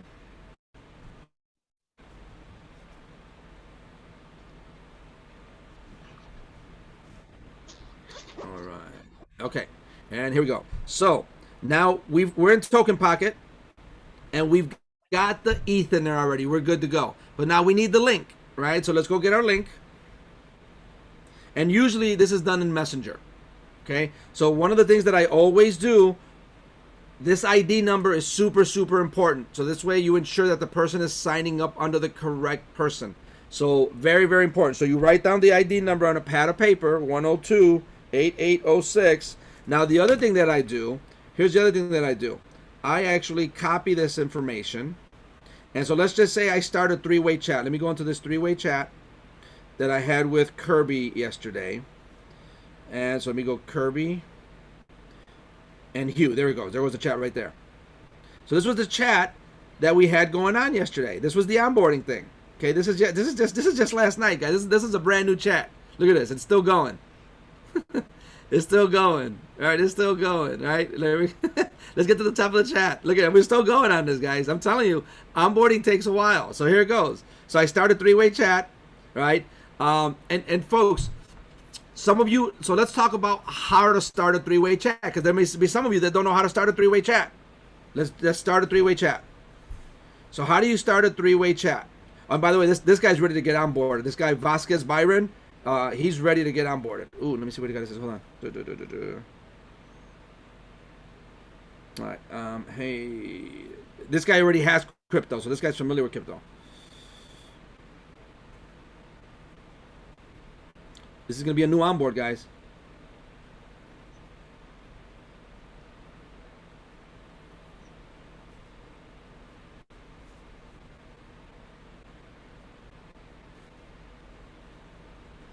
All right, okay, message in there. All right, cool. So how do you start a three-way chat? You see in the upper right-hand side where it's got that little pen with the little square thing there. You guys see that? Teresa, you see that, Teresa? Yep, okay, good. Rick, you see that? Where's Rick? Rick here? Or is Rick gone? Okay, all right. So how you start this, you click, I'm free. Okay, so you're free till 6 p.m. Eastern, because I think he's in Cincinnati. Okay, Eastern. Okay, cool. I'll message you as soon as I'm done. Oop. Thanks. Okay, perfect. Got that. All right. So up at the upper right hand corner, you see where it says right there, it's got the square with the little pen. I'm going to click on that right now. And I can create a new group and title the group. Typically, all I really do is I just add the people's names. So let's just say I'm going to get Teresa Kelly on here to help onboard with, and I'm going to pick someone else. I'm going to pick, like, for example, Meg Blair. So they go Teresa Kelly. Hold on. Teresa Kelly. Oh, no, but she's under Brianna. I got to remember that. Brianna Kelly. Brianna Kelly. There she goes. So now I added Brianna there. But I'm going to put my cursor again there at the top. You see how are you watching, Teresa? All right. So I just typed in Brianna, but I'm going to tap and get the cursor in there again. And now I'm going to type in, let's say, Meg Blair. And there goes Meg Blair. I can even add multiple people on if I want. I can add up to 150 people on this chat if I want. All right. Let's just say I wanted to get Natalie Zambrano. Okay, let's just say I wanted to get Kirby again. Kirby's an expert now at onboarding. He's going to quarterback this thing. All right, let me get Phyllis. And then I'm going to also get, let's see, what did I miss here? Evelyn Boone. And you can keep on adding up to 150 people on there. And then what you do then is just, typically what I do is we're at the bottom next to the microphone. You see the microphone at the bottom there? You see that, Teresa? Yes. Okay. I see it. All right. So I'm going to tap to the right of there. I'm going to tap where it says AA. I'm going to put my cursor in there. And then I'm just going to say, hi, everyone. I'm going to start the conversation. And I just started a 2, 3. This was a 4 or 5-way chat. And that's it. That's all you do. Okay. So it's important. It's important that the person that you're going to start a 3-way chat with, that you guys are friends on Facebook. I don't know if you have to be, but it's important that you are. Okay? Because it is important, because you're going to want to be adding them to the Charlie Chat Facebook group anyway. You're going to want to add them to the Facebook groups. Okay, so now we're just going to start the onboarding process. All right, so I'm going to say, typically I start an introduction, right? You know, say hi, you know, so and so, right? I'm going to get it going, and so I'm going to say hi. You know, let's pretend we're going to onboard Evelyn. Hey, Evelyn, welcome. You know, welcome to the team. We're going to help you get onboarded. All right, you're going to say, great. How do we get started? So now I'm going to paste that link there. Now, this is important. Usually, guys, I like to keep it separate, because if they just copy this and go right into Token Pocket, it's going to copy the whole thing, right? Unless what I do then is just like this. I'll just paste it, and then I will remove everything else, and then the ID I already have it written down, because I just want the link. I want to keep it as simple as possible for the customer. I want the link by itself, so I'll just post it like that. So now that's the pure link, right? Because here's what happens. If I just copy and hold the top, right now I'm copying and holding the top one that I just posted, and I click on copy. Watch what happens. Now I'm going to go into Token Pocket, and if I go into DApp and then up at the top and I click on paste the whole thing, guess what? I just pasted everything, and if I go through this process, it's going to sign up under the wrong ID. And watch this. You see, it's even got the ID number on top of there. You look at it, it's got everything on there. Do you see that, Teresa? Oh, yes. Yeah, you don't want to do that. So what I like to do, I'm going to click on cancel. Okay, I like to keep it separate. So as I'm pasting it again, right? As I'm pasting it, because when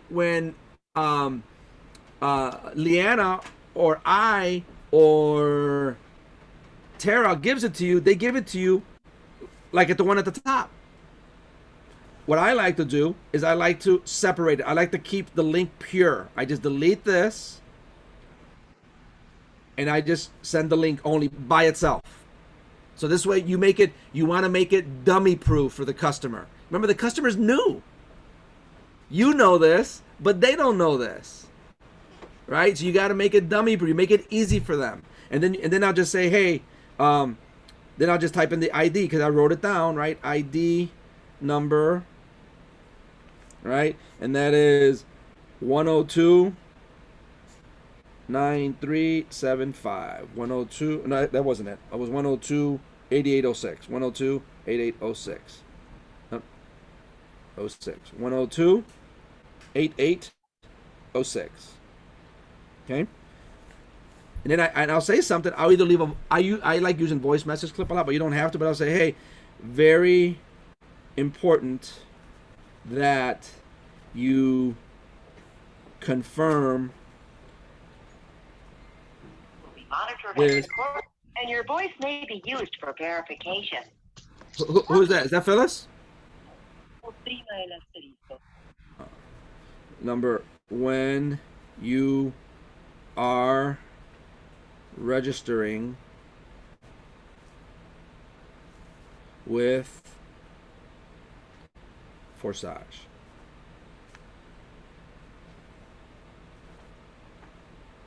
Okay, so I make that notation. So remember, just keep it separate. Any questions on that part, guys? Okay, all right. So I'm going to copy now the pure link, and then I'm going to go back to Token Pocket. I'm going to click on DApp. I'm going to type in the link here. Now this I'm not going to go through the full registration process because this wallet is already tied to, remember, it's one wallet per Forsage ID, and it's permanent. So once this wallet is connected to that Forsage account, it's permanent. There's no way to undo it.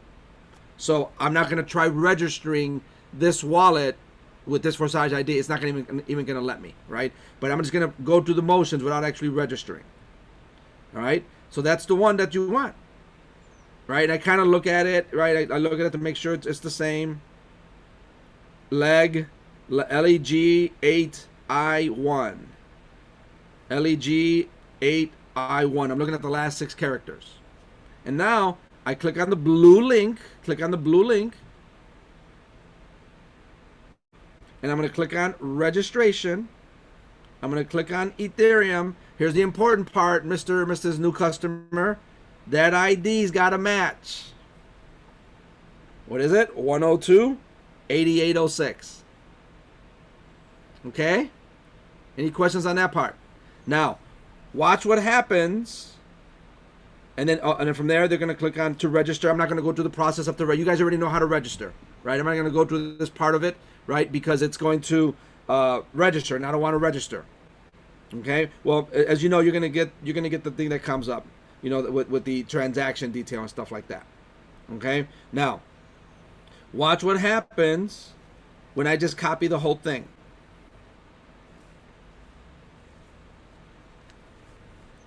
If I don't separate it for the customer, make it simple for the customer, and I just copy the whole thing just like that, watch what happens.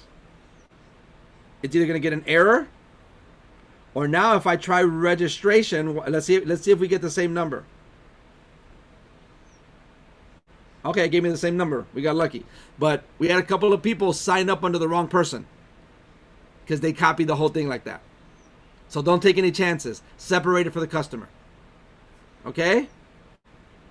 All right. So now, guys, one of the things that we're seeing, okay, is this. So when we go to, let me go to pictures. So the registration thing is looking a little bit different. So now this is what the registration looks like. It didn't used to look, ever since they came out with gold, this is what it looks like now. Okay? When they get to this screen, so I'm going to send you this picture so that you want to save this picture on your phone, because you want to send this to the customer to let them know you're going to see this screen. At this point, Mr. and Mrs. Customer, please be patient. Please be patient. It'll process. Don't click on anything. And so, do you see the timer there? You see the timer? It's counting down. Wait for that timer to go through. Now, folks, here's a little secret. People have been getting stuck here for like hours. If it takes more than 5 or 10 minutes, then I tell the customer, here's what I want you to do. Here's a little secret. It's probably already processed. You just don't know it. Okay? It just hasn't taken you to your back office yet. Here's a little secret on how to get past this. What I tell the customer to do, you see the X all the way at the top? You see the back arrow to the left and the X? I'd say click on the X and get out of there. Close the app and come back in. But this time, don't register, log in, and you already registered, just that screen got stuck. I've had people with this screen like for 8 hours. Carlos, it's been 8 hours. Click on the X at the top. Close out the window. Close out the app. Come back in and log in again. But this time, don't register. Log in. Any questions on that part, guys? Oh, I think Rick's was 12. Right. You're funny, Teresa. Okay, and guess what? Now they just log in, right? So it shouldn't. If it takes more than 5 or 10 minutes, tell the customer to X out and come back. And now if it didn't go through, if they log in and it didn't go through, then they got to re-register again. That means it didn't go through yet. But typically 5, I would, when you know it's busy time, I would wait like 10 minutes, and then just try again. Carlos? Yes. When you come back in after you X out, you don't go back to that link that you pasted in there either, right? You go back to Forsage. Excellent point. Excellent point. Yes, correct. So what you do is, so you no longer go back to the link. Okay, you could if you wanted to, but I just told customers don't go back to the link. So what I want you to do is just go to the top and type in forsage.io. Okay, and I'm wondering if we can delete individual, because I know you see the little trash can there. You see the little trash can. You see where it says records, and then to the right there's that little faint colored trash. You can actually delete the history by clicking on the trash can. You sure you want to clear the records? You can clear the entire records, and that's how you actually clean out. Because see what this is, guys? This is actually, DApp is actually just a search engine. like Google. So you can actually clear out the records. Now, I don't know if you can clear out individual. I'm going to swipe to the left. Oh, yeah, you can actually, you can actually delete individual records by swiping to the left.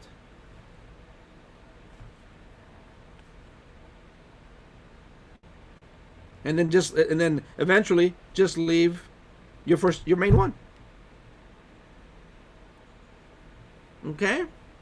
All right. Now, so now you're going to go, Forsage.io, and and you guys already know how to log in, right? You guys already know how to do that stuff. Okay? Log in, so on and so forth. Okay? Any questions up to that point? Because what I want to show you how to do now is how to create multiple wallets. Carlos, I have one question.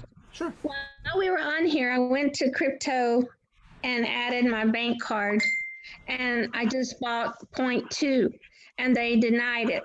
So what you heard a while ago was them telling me they denied it. So they asked me, did I make that purchase? And I said, I pushed the number 1. So then when I closed out, the money's already come out of my bank, but it says it's pending. So it's not in my crypto wallet yet. But I almost went back and bought it again because I didn't know they had approved it just by pushing that button on the phone. So you have to be real careful when you go back, and they did deny it. Okay. So now it's pending, but I had to call the bank, but I didn't know it went through without going to check my account already. So I would have double bought that. Gotcha. Okay. And so, and I'm glad you mentioned that, right? So sometimes, you can always, because every bank's different, right? Like Chase, sometimes I'll get a text message. If was this you? Please, text back 1 to confirm, or 2 to deny, right? And know that if you click deny, a lot of times they close down that debit card, and you have to go get another one. It's going to take you a week or 2 weeks to get it, right? Kind of thing, right? And you don't want to go to that. But sometimes it's always best to get on the phone with them and say, hey, listen, I just tried to process the transaction. I approve it, right? Or can you just cancel that one, but I'm going to try it again, right? That kind of thing. But yeah, so you, because I believe you bank with Chase, right, Phyllis? Yes, sir. I set it up just to do this because I had a little credit union. Gotcha. Okay. Yeah, and that should work. Yeah. So Chase is pretty cool about it. Usually, or you'll get an email sometime. Email that, hey, was this you? Kind of thing. But once you do it once, they'll get used to it, and they wouldn't have to do it anymore. But the nice part about Forsage is people are usually just buying one time. They just buy one time, unless you're going to set up a second or third account, that kind of thing. But usually when they set up just one account, they just buy one time, and that's usually all they need. Okay? The rest of the time, they just need it to cash out. All right, so great question. Okay, folks, so now let's go to Token Pocket. Oh, we're in Token Pocket. Okay, let's go to Token Pocket. Okay, so how do you create another wallet?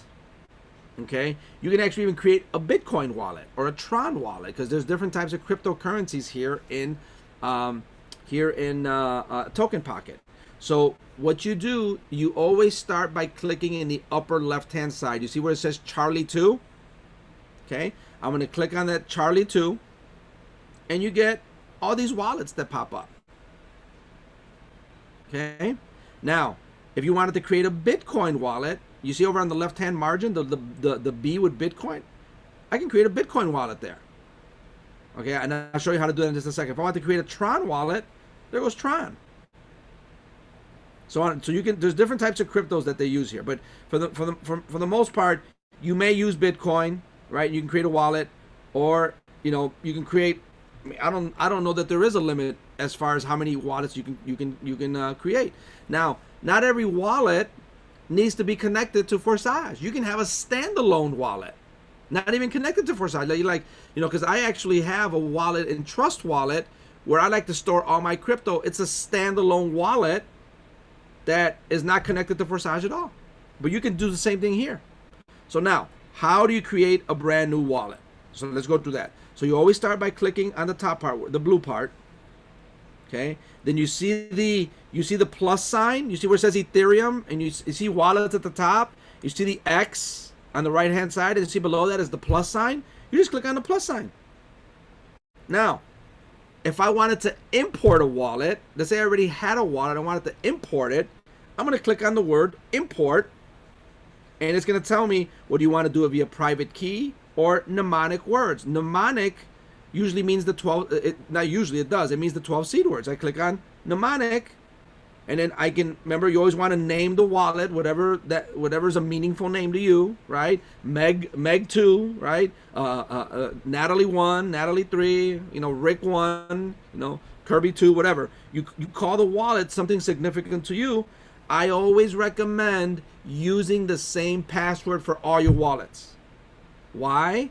Because if you just happen to be having one of those confusing days, oh my goodness, what is that? What password did I use for wallet 1? And what password did I use for wallet 2? What password, don't I use the same password for all of them? All right, don't mess around. Okay? And I highly recommend that you use a password that you usually use for pretty much everything. Okay? All right, now, and then I just type in my words there. Let's say I had 12 words, and I'm just going to make words up here. My one word was case, space. Let's see what else. Dog, space, tent. And I'm just making words up, guys, okay? You type in your 12 words, and then you just import your wallet. That's how to import an existing wallet. Let's create a brand new wallet. And then you just follow the prompts. And once you're done, if you wrote down your words correctly and typed them out correctly, right, then it'll import that wallet, and it's a mirror image. Okay, like for example, if Teresa or because I see it, or let's say Evelyn wanted to have Kirby's wallet also on hers, or vice versa, or let's say Kirby wanted to have Evelyn's, Evelyn said it's okay, yeah, you can have my wallet also on yours. I can enter it. If I wanted, to have your wallets in mine, I can do it real quick. I just need your 12 seed words. That's why I say guard your 12 seed words. If I ask you for your 12 seed words, block me. I'm about to steal your everything, because if you give me your 12 seed words and I import your wallet, I have access to all your ETH, and I can just transfer it to another wallet. That's why your 12 seed words are so important. But you can import, right? You can import your wallet. If I wanted to download the Token Pocket app to my iPad, I can download it to my iPad, and with my 12 seed words, import my wallet right into that iPad as well. Any questions on that part, guys? All right. Let's create a new wallet. I'm going to click on Charlie 2. I'm going to click on the plus sign on the upper right hand side. But now I'm not going to import a wallet. I'm going to create a wallet. I'm going to create a brand new wallet. Now, guys, this is very, very important, and teach the customers this as well. Only select the top one. Create wallet. Never select cold wallet. Never select watch mode. That wallet's it's not going to work with this program. Only create wallet. Okay. All right. So now we're going to create the wallet, and then here's where I'm going to title whatever I want to title this wallet. I'm going to just call it. I'm just going to call it Charlie 3. I'm going to use the same password that I use. Right. I'm just going to call it for now. I'm just going to call it password 1, password 1, and then I'm going to click on create wallet, and it warns you, do not take screenshots of the words. Do not take screenshots. You want to tell the customers this as well. Okay, don't save them anywhere on your phone. You want to make sure that you write them down, pen to paper, exactly as they are. Write them down neatly. And put them inside of a little sandwich bag. Once we're done here, put them inside of a little sandwich bag, seal it, and put that sandwich bag somewhere safe. A gun safe, a regular safe, a safety deposit box, a file cabinet, whatever. Okay? All right, then we click on understood. And there go the 12 seed words. And I'm going to write these down, right? I mean, I'm not going to finish creating a wallet. This is a just a test wallet. I'm going to write down card, vacant, and you got to write them down in the same order. Mom, bleak, embody, milk, smart, level, inner, talk, timber, and velvet. Okay. All right. And then I'm going to click on complete. You see where it says copy mnemonic? Don't click that, because that's if you want to copy it and save it like on a notepad. So don't click it. So just click on complete backup and verify it. Now it's asking me to put the words in order. So I'm going to put them in order.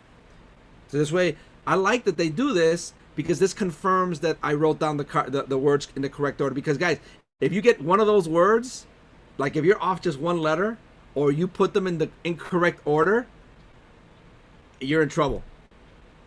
If you ever lose, if this phone ever crashes or something like that, right? They've got to be in the exact same order. Vacant, mom, bleak, embody, milk, bleak, embody, milk, smart, level, inner, talk, timber, velvet. Okay, and there we go. Let me just scroll down, confirm. Boom, got it. I just created a brand new wallet. Now I just got to fund it and all that other kind of stuff. And let me show you how to change the name. Let's say, oh, you know, I don't want to call it Charlie 3. How do I change the name of the wallet? Well, you start by clicking at the top on Charlie 3. And there goes the Charlie 3 wallet. Now, you see where it says wallets at the top? You see over to the left-hand side, that little square looking thing with those lines? That's the settings. That's settings. I'm going to click on settings. I want to select the wallet whose name I want to change. So I want to change Charlie 3. I'm just going to tap on Charlie 3. You see where it says Charlie 3 at the very top, and it's got that little pencil there? I'm just going to click on that. And now I'm going to just call it Test 3. Or whatever. You can call it whatever. This is Kirby's wallet now. This is Phyllis's wallet. This is Natalie's wallet. Whatever. You know. Or this is my kid's wallet. This is my kid's wallet. Kid's wallet. Confirm. And guess what? Now it's called Kid's Wallet. And now when I go back to the main screen, it's called Kid's Wallet. So that when I'm in Token Pocket, I want to go, well, which one do I want? This one. Which one do I want to fund? Which one do I want to level up? Well, I want to do my Kid's Wallet. You just select the Kid's Wallet. Now you know you're in Kid's Wallet. Okay. Now, this other part is important as well. So I'm gonna keep it as Kid's Wallet for now. Let's just say that somebody, now Natalie asked me this question yesterday. Carlos, we have someone that forgot their password. Has anybody had anyone forget their password? Because you know how every time you log in, whenever you buy a slot, you got to do your password, and if you don't have your password, you're kind of in trouble. Anybody forget their password? Well, it happens, right? So guess what? So how do we? Well, first off, I'm going to show you. Let's pretend they didn't lose the password, but they wanted to change their password. Then I'm going to show you how to let's say suppose they lost their password and now they want to like change it. Okay, so first let's talk about how to change the password. This is assuming that they know their password. You have to know your password in order to change your password. So you can go to Kids Wallet, right? And then you're going to go to the settings, right? And on the upper left-hand corner, you're going to click the you always got to go to the settings. You got to click on the settings. When the upper left-hand corner, click on that little square wallet-looking thing. And then you want to select the wallet that you want to change the password for. And then here we go. You can actually see your mnemonic words again. You know how like, oh my goodness, I forgot my words. As long as you know what your password is, you're going to be able to see your words again. I'm going to click on Export Mnemonic. Well, I better know my password or else I'm in trouble. So PASSWORD 1. Again, don't take screenshots, understood? And there we go like that. Okay, the same words. So you can still have access to the 12 seed words, but you need to know your password. Okay? And that's here. Now, again, this is the same place where you can change the name of the wallet, right? Now, let's just say that you wanted, it's a good idea, guys, to actually pay with Touch ID or Facial ID. If you got one of the more modern phones, you can go in there and then say, pay with Touch ID temporarily or something like that. You can change, like this one's not set up that way. My other wallets I do. You can change it, so you can change pay with Touch ID temporarily. It's going to ask me to confirm my password.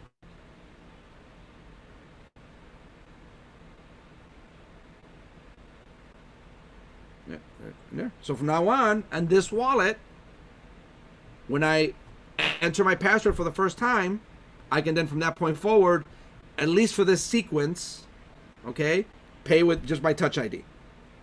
Now, let's say I wanted to modify the password. We'll click on Modify Password.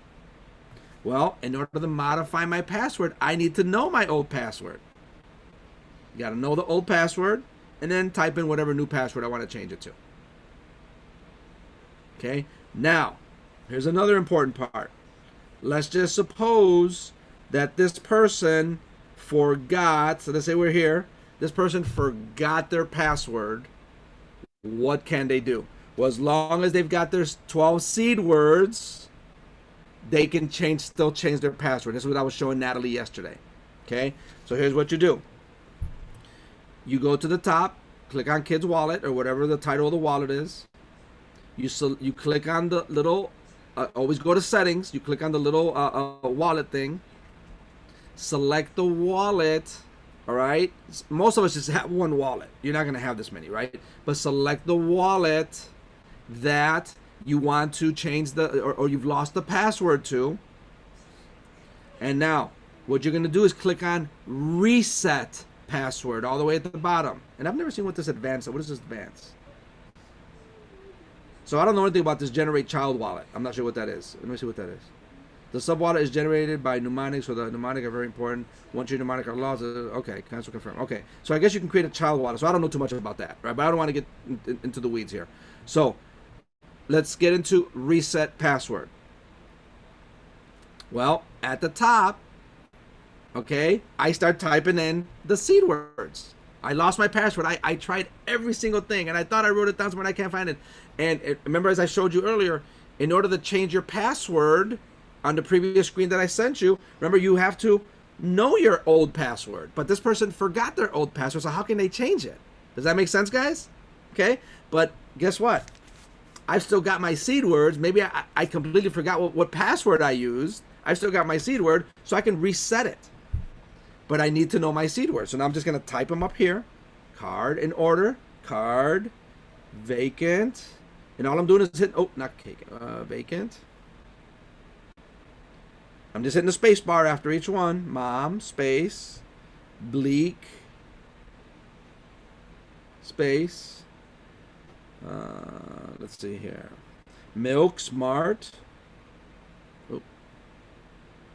Space, smart. Space. You're just going to keep on typing.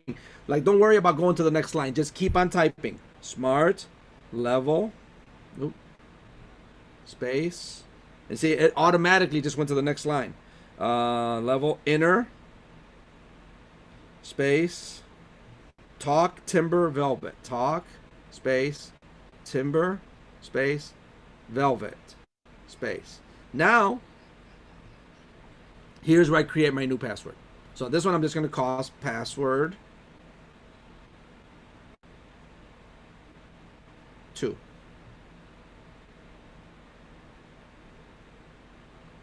And hit return. Oh, where's the confirm button? Is it not letting me because I don't have the correct password? Let me see here. Boom, boom. Let me see. Let me just do it all over again. Okay, so password.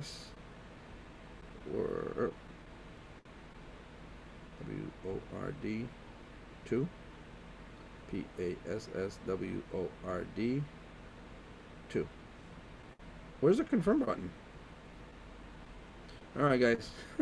Unless I don't have the words correctly. See, card, vacant, mom, bleak.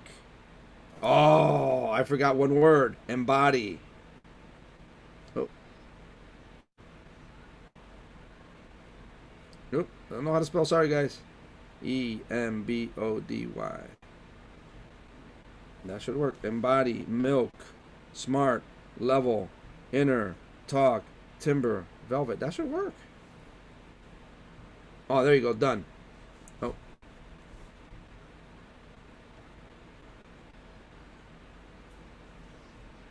Oh, there we go. Why isn't this working, guys?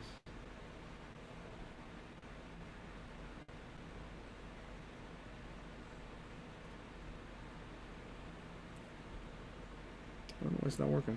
I got the words right. A while ago that your password was too weak. Oh, okay. Got it. Okay. On there said that. Gotcha. Okay. All right. Oh, there we go. Done. Illegal mnemonic. Oh, see? I don't have the correct mnemonic. Yeah. But anyway, guys, that's how you reset it. Yeah, I don't want to go to the mode of typing all these in again. I got something out of order. Okay? Yeah, so I just want to show that part to you. Okay? Let me stop sharing. Oh, and then by the way, guys, so here's the other thing. So once the customer, so let's just say that the customer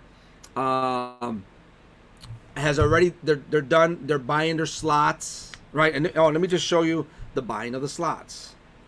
All right, so most of you guys already know this because I've sent you guys video on this. So let me go to Charlie 2. Okay, let me go to DApp. Let me go to Forsage.io. Login, Ethereum, automatic login, confirm. Oh, hold on. Let me stop sharing because I don't want to show my password on here. Hold on 1 second. I was like, what was I doing? Hold on 1 second, guys. Let me stop sharing. Let me stop sharing. Okay, let me do this now. Confirm.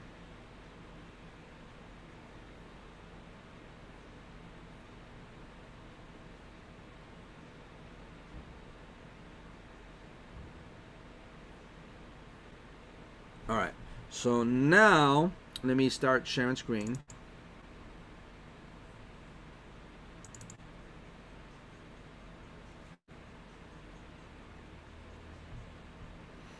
Okay.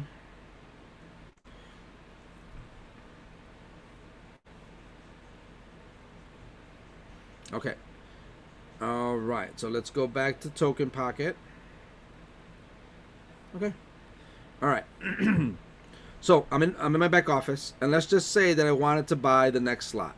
Okay, let's go to X3. Let's just say I wanted to buy the X slot, and let me click on Activate.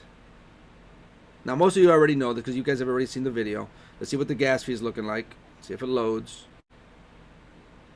Because sometimes it doesn't load, and I don't know why it doesn't. I don't know if the system's just bogged down. All right, the price is not changing. I know it's not $0. Because then when you click in here, you can't even, there it goes. It still says 0. Yeah, usually something like that. See, when you get this error message, like that one up there, you see that error message up there? All right, error sending. That just means the system is bogged down, or there's not enough Ethereum back there. So I need 0.8 Ethereum, right? And let me see what I got back there. Hold on. Yep, I don't even have enough. It's 0.375. So let me try buying slot 1 in gold. I don't even have enough there. Yeah, because it's 0.3 Ethereum. It's 0.3 Ethereum. Okay. So 0.5 Ethereum to buy that X gold.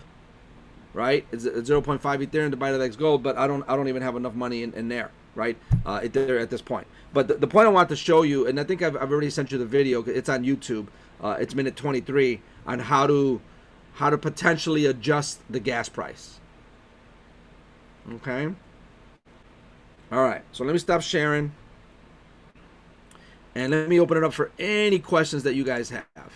Oh, the other thing I wanted to share with you folks is when a customer's done, when you're in that three-way chat, I always ask them to write down their ID and also send it to me in Messenger. Send me your ID number and also post your affiliate link.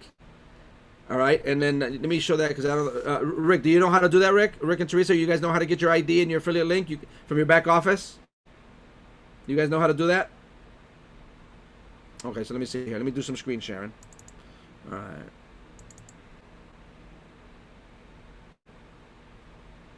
All right, so let's see here.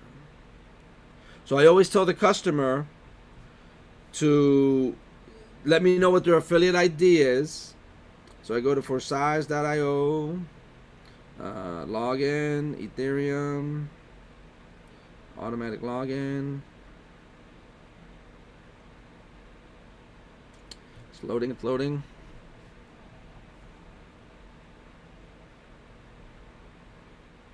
All right, confirm.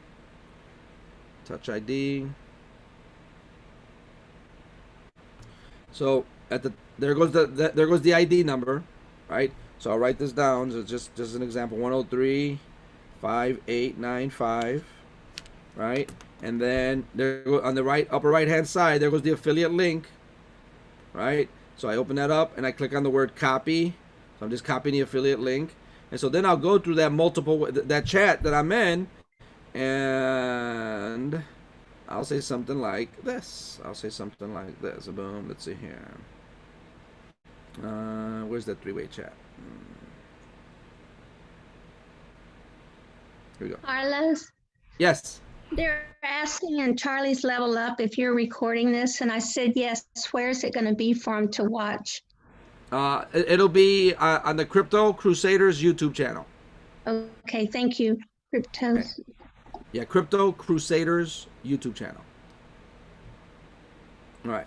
So, and then here, I'll just say ID. What did we say it was? 103. 5895. Right, is that correct? 103-5895. And paste. And I'll put there. And then so what I do then is then I'll just come in here, copy, right? And then I'll come in here and I'll go into the Charlie chat. And I just post it like this, paste, and then but I want information. So so this person is, let's just call him Charlie.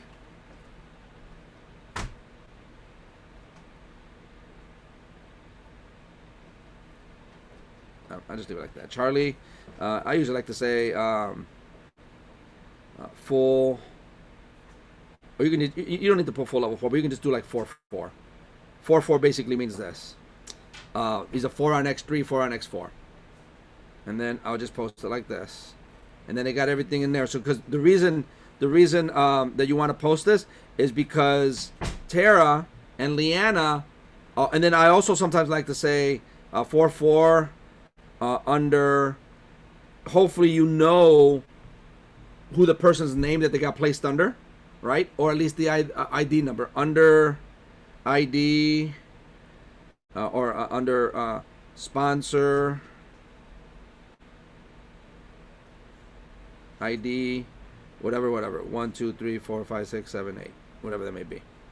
Okay, and then you post it there. So this way now Tara and Leanna will then add that person to the Excel spreadsheet. All right, so Kirby did that last night for Hugh.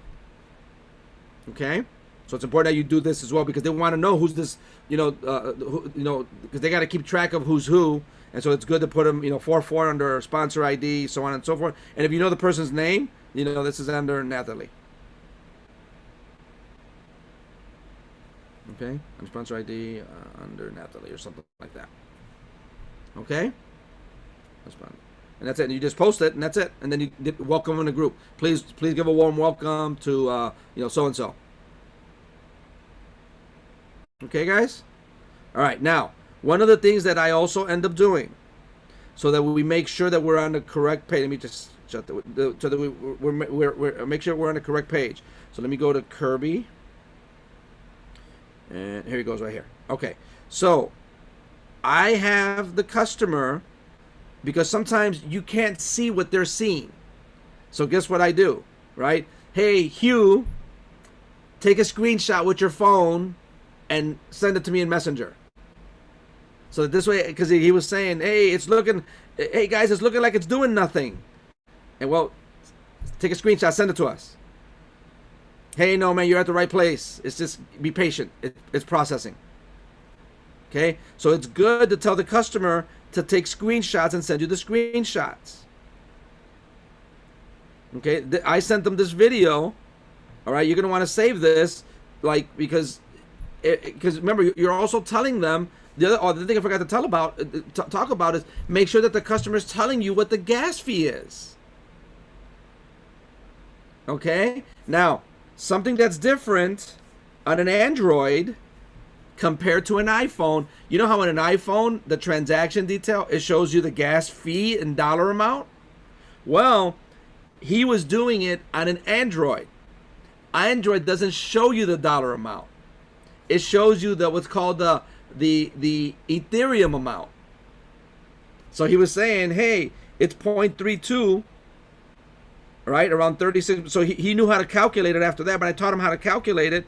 So on this one, like for example, see, here's what it looks like. Here's what it looks like from an Android phone's perspective.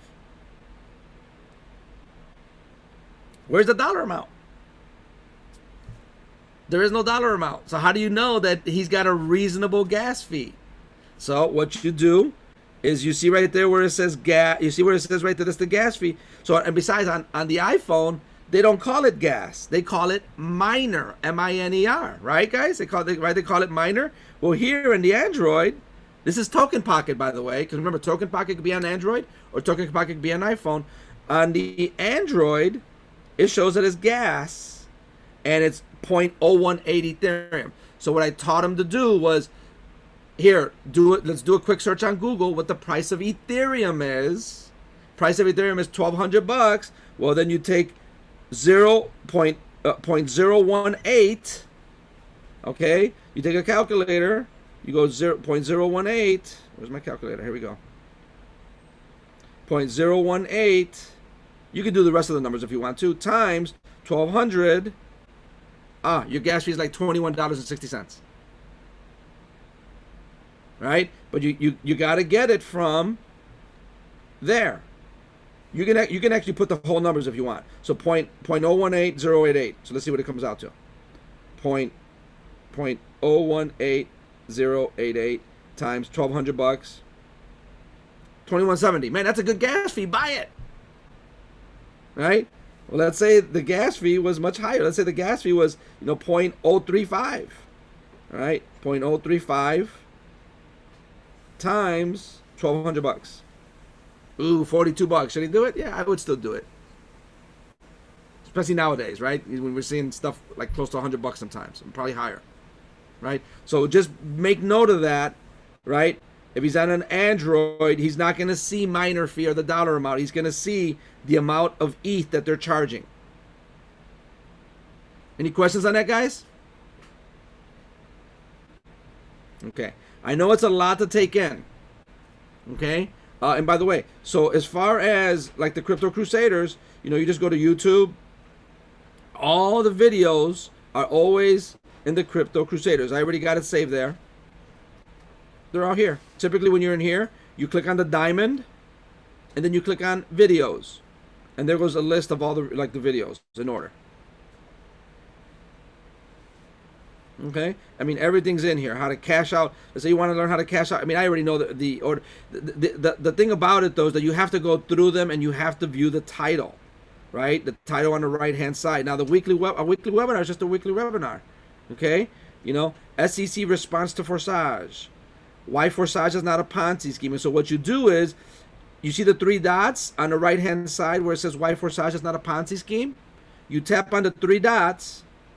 And you just click on share. I click on copy link. I just saved it. All right. So, It's Kirby. I'm sorry. You logged in and he was on Token Pocket. He's on Android phone. Could you address that he didn't have DApp? Oh, that's a great. Okay. So Android, see DApp, CRO's down. Okay. So DApp is unique to iPhones. DApp is not an Android, and I forgot what he did to get there. Let me see what he did to get there. Let me see here. Let's go to the beginning of our conversation, because he got here. Let's see. Yeah, he says no DApp. See, that's what he says. As you can see, there is no DApp icon below. How do I get there? Right? Because how does he get the DApp? Right? That there is no DApp, so he can go into the search engine, okay, and type and paste this thing. He goes, I don't think that is. Let's see here. So he actually got here. And let me see how he got here. He got here somewhere. Hold on one second. Oh, he chose Discover. So, you see where it says Discover back there? That's what you got to click on. So you know how we have DApps?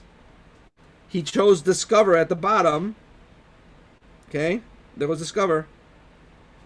See Discover at the bottom? He tapped on Discover. All right, and then now you see the search engine all the way at the top where it says search DApp or enter a link. You see that, guys? So for Android, there's no DApp button. He's got to click on Discover at the bottom. So make a note of that. Only for Android users. Right? Half the people are Android users. So good. I'm glad you pointed that out, Kirby. Any questions on that, guys? All right. So, and then the other thing too is make sure that you go through that. It's worth it to go through that onboarding document that I posted earlier today. Okay. If you want to know where it's at, go into the Charlie chat.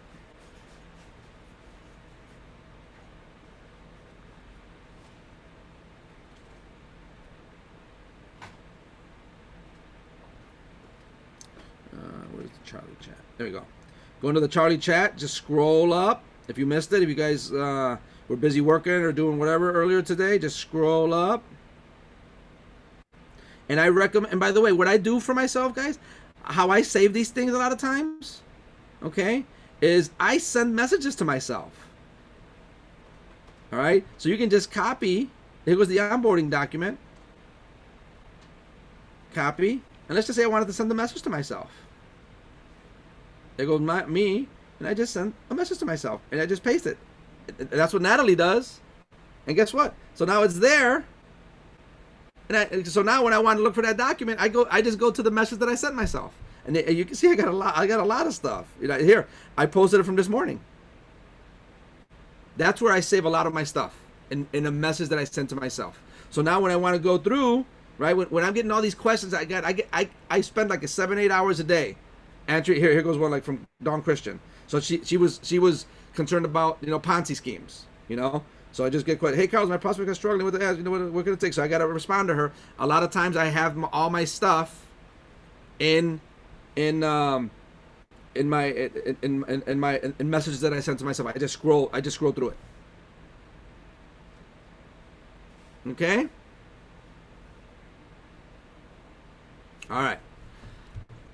Whoo, man, we've been on this thing for 2.5 hours. I didn't think it was going to go this long. All right. So, guys, essentially that's it. Remember, so let's just kind of just a quick recap. I want to wrap this up within 8 minutes. Okay. So the concept, right? That if you understand the concept, the rest will come easy. When you get a new customer, they're ready to come on board. Okay.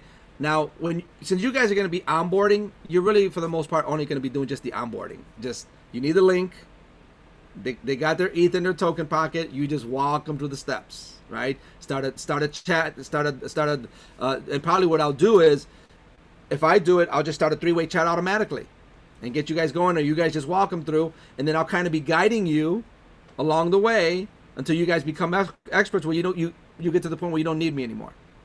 When I say onboarding, boom, hey, Rick says I'm available, I'll take it, and Rick takes it.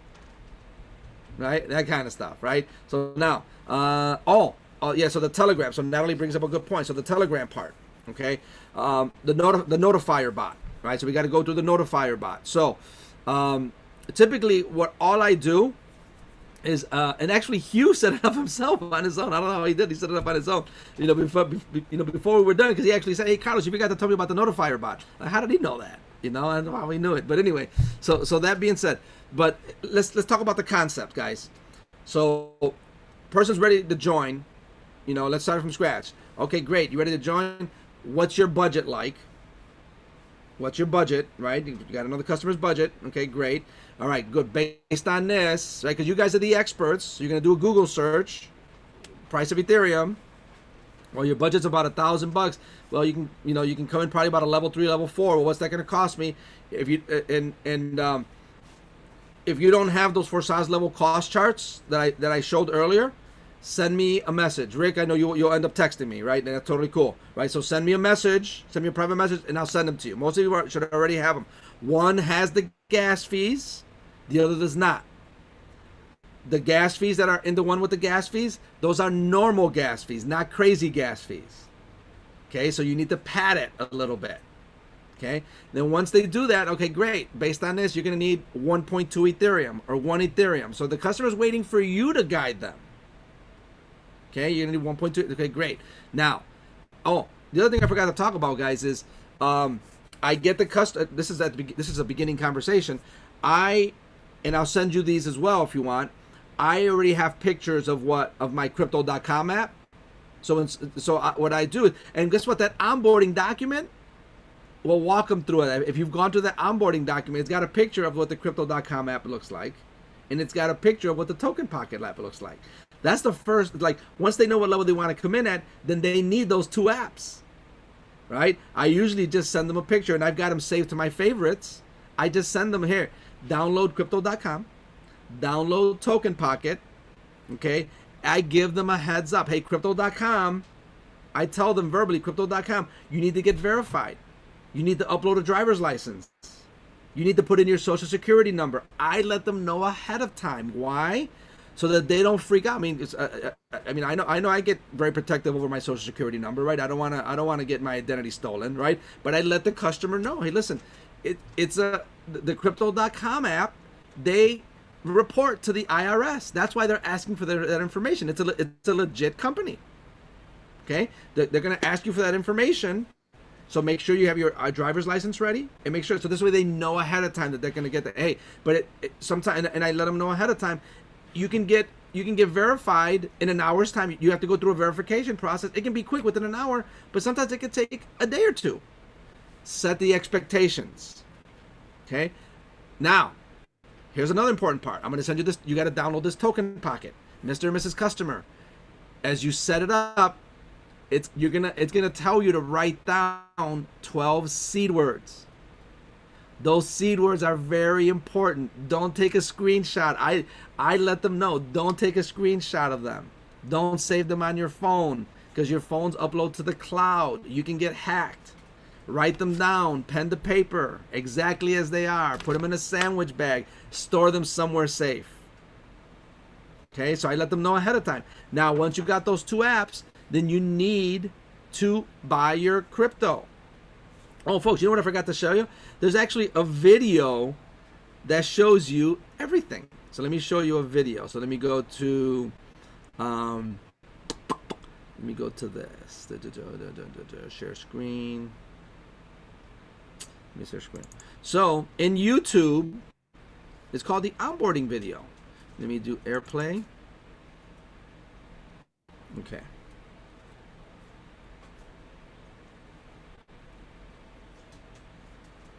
Okay, so when you go to YouTube and you go to remember, everything's in the Crypto Crusaders, right? You're gonna type in Crypto Crusaders, right? Let me go through again. Type in Crypto Crusaders, click on the diamond, click on videos, and then search for the onboarding document. You gotta look it to the right. It'll say onboarding. So there goes the Ponzi scheme one. Here goes the one. So Natalie, what I usually do, and everybody, what I usually do to help customers set up the Forsage notifier bot, I just go to that one right there. I click on share, click on copy, and I just send them that video. It's a very short video. on how to set up the notifier bot. But here's what I tell them. View the video from your laptop. View the video from your laptop, okay, while you're following the instructions on your phone. Okay, and then I'm going to look for the video here. There goes the Forsage team onboarding process. You see that one? So this one is back from 2 months ago. It's got the black screen. You guys see that? So they can actually watch this video with Ron Deering. It's a 46-minute video, onboarding video. Actually, I forgot. I can't show this. YouTube doesn't allow us to view that stuff. Okay. All right. So, but yeah. So that's the video. You can send them that. But I like the onboarding document better. So let's go to the onboarding document, because this onboarding document it's actually very detailed. Setting up the application. Now, it takes them through the entire thing. And there goes a picture of the 2 apps that they need. So if you have not gone through this onboarding document, take the time to go through it. Now, it'll look better from a laptop than it is from a cell phone. But it's got screenshots of everything. And as a matter of fact, if you look at here, let's see if it's got the bot information. I think it's got the bot. It's got the bot. Let me see here. It takes him through the whole thing. Let me see. Where's the bot information? I don't know why it doesn't let me go down, because there's more parts to it. Let me see. Carlos, you can check the messenger that the messenger you make. I sent a picture there. You sent it to me here? Let me see. Oh. No, that one. Okay. Yeah. So guys, this is very, very important. So you're gonna want to save this. So when you go in here, go into this chat. So just click on the picture, and then click on more, and click on save. Okay. So you're gonna want to save this picture, because this one here, you want to tell them to type that exactly in Telegram, exactly as it is. And they have to be very careful, because there are imitation out there on Telegram. Telegram is one of the biggest places for scammers. They want to go in there and they type it exactly as it is. Okay, Forsage _IO _bot. So they go to Telegram. All right, and they go to the top and they just type it exactly as it is. Forsage. I'm going to show you what I mean. The _IO _bot. Where's the underscore?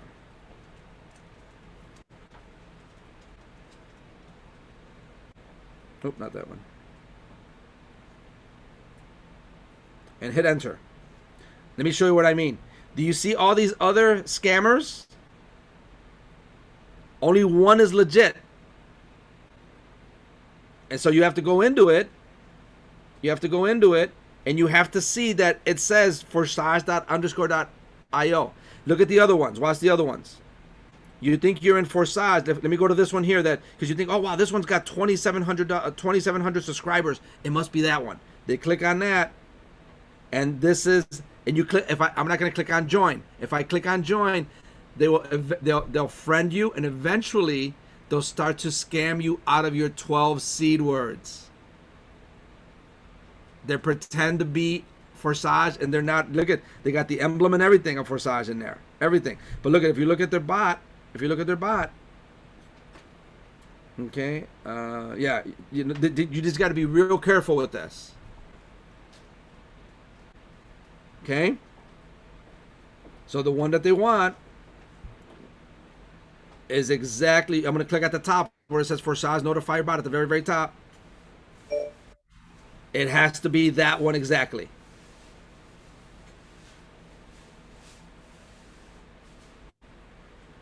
At Forsage _IO _bot. Okay? All right. But save this picture that Natalie posted. Thank you for that, Natalie. Save this picture. Save this. Okay? It's in the multiple way chat, which I'm gonna end up deleting it later on. But make sure you go in there before you're done and just click on that. Click on more. Click on save. Teresa, any questions? You're muted, Teresa.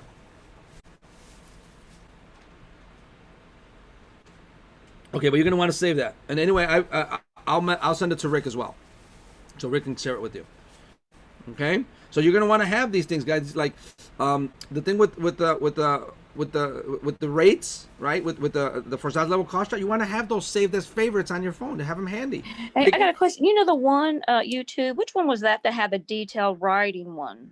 That was a good one. Which one had the detailed? The last one. It was like just before the last one. It was like step by step in written form on the YouTube. What was the title of that one? Let me see here. I'm not sure. A detailed writing one? Yeah, you had it like it was step by step. It was one of the last ones, not the. That's the document. Not the black, not that one. The Forsage onboarding process. It was like right in there somewhere. It was like step by step. Setting up the Forsage Telegram notifier bot? Maybe that was it. I'll have to look back on my pictures because I was gonna ask. I've got a question mark there. Anyway, it was good because it was detailed. Like. Yeah, no. I mean, those are the only two. Okay, you know? Maybe that was the one. Okay. Carlos, But anyway, that was a good one because it was point. Sorry. I have a quick question. Sure. When Ron set up where we could put our link into it and share it with people and it was linked to us, is it only one of them or is it several different webinars / whatever it is that we could switch to our affiliate link and share with other people and it would attach us to Yeah. Okay, so there's only, Ron always uploads the latest webinar up there. So the most recent webinar is up there. As a matter of fact, let's go ahead and do that. So, let's see here. Let me pause recording for a little bit. And then, because I don't know if I get sensitive data. I don't mind sharing it with you guys, but let me see here. So Forsage. Okay, yeah, this is not sensitive data. Okay, let me resume. There we go. Oh. Let's see. Am I still recording, guys? Oh, here we go. I just want to make sure. Let me stop sharing. Hold on. Am I still recording? Yeah, I'm still recording. Okay, good. Here we go. Let me continue sharing. And iPad. Okay.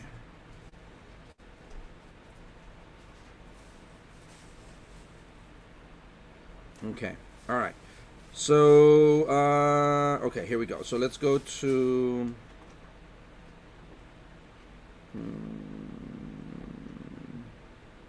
notifier bot, Telegram.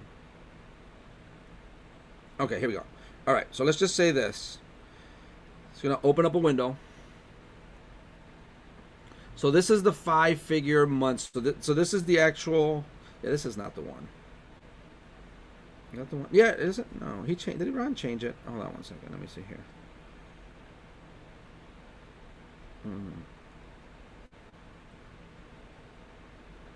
Okay, so this one that says here, that's the register the thing. Hold on, Mandalay. Okay, here we go. Okay, so let's go to the one that says add your 6-digit code here. This is the one. So this one always has the latest webinar. Now you just need the last 6 digits of your affiliate link. You know how your link has like 6 characters at the end? Does anybody not know about that? Teresa, Rick, you guys know about that or no? Teresa, you're muted. Yes, I know, honey. Okay, all right, good. Okay, so you do know about those last 6 characters of your link? Mm-hmm. Okay, so what you do is it's easier to do it from your laptop than it is your cell phone. The cell phone, there's a little trick to it. So on the cell phone, what you got to do is you got to first tap on there and then tap again. And then you get the little bar like that. And then you take the little ball on the upper left-hand side and you just keep on dragging it over. And then you're going to delete everything after the equal sign.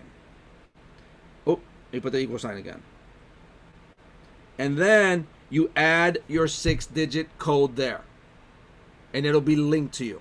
So let's just say my 6-digit code. Let's see. Let me go here. Let me go to this chat. Let me say I wanted to customize this link to this gentleman's here. So this person's. Where do we go to get that? Where do we go? You go to your back office, your affiliate link. No, I don't mean our 6 digits. I mean the one that the latest that Ron has. Where do we go to get that one? I will post it. Let me just go right here. Boom, boom, boom. Because the last one I had was way back from Alicia, or at the middle of December that you sent me. Okay. So I didn't know where to go to get the latest ones. It's right there. So all you got to do is click on that. When you click on it, it's going to open it up, and then you need to do exactly what I'm doing right now. You need to delete. Okay. You see where it says add your 6-digit code here? Yes. You want to delete that, right? It's easier to do from a laptop than it is a cell phone. Okay? So, and I'm going to you see this person's here. This person's link is PR 2780. You see that? Yes. Okay, so I'm going to write that down on a piece of paper. PR 2780. Okay, and then I'm going to go back to this link over here because that's what I'm looking at. I'm going to go back here. This is from a cell phone. I'm going to click on it. I'm going to click on it one more time. I get that little bar at the top. That's by clicking on it twice. Okay, and then I just go to the end of it, and I just backspace or delete right to the equal sign. Now I'm gonna type in those last 6 characters that I just wrote down on my piece of paper. PR278 O. 0. Right? I think it was a letter O. Wasn't it O? Because it was small.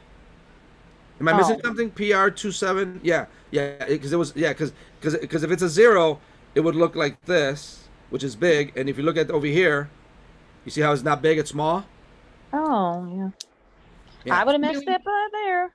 Do we need a / on there too? No, you don't need that. It'll automatically create it for you. So let me make sure that this is an O and not a 0.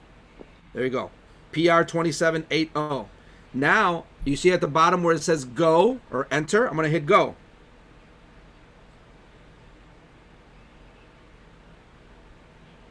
All right, and now I'm gonna copy, and you're gonna see that this link. I'm gonna create a new page. I'm gonna save it. My Forsage, or you can save it in one of 2 places. You can save it on your phone contacts.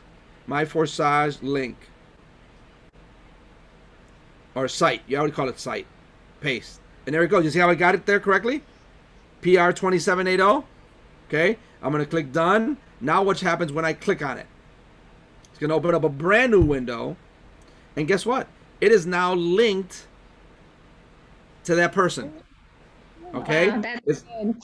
Yeah, and it's linked to that person. And guess what? Now they can watch the latest webinar replay from here. So it'll play.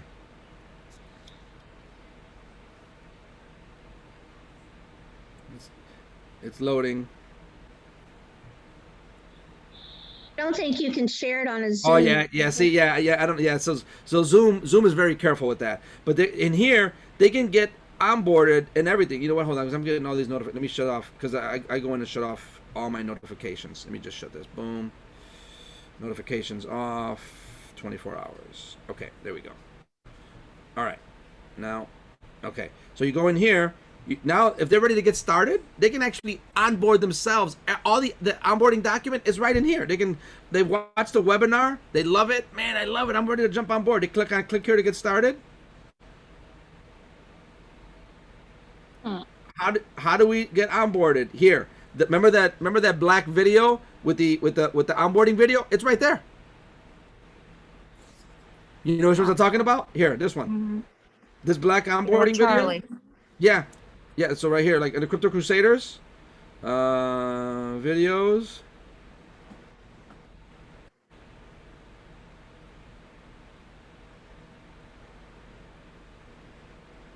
No, that's not. How did I miss that? There we go. The black onboarding right there. Forsage team onboarding process.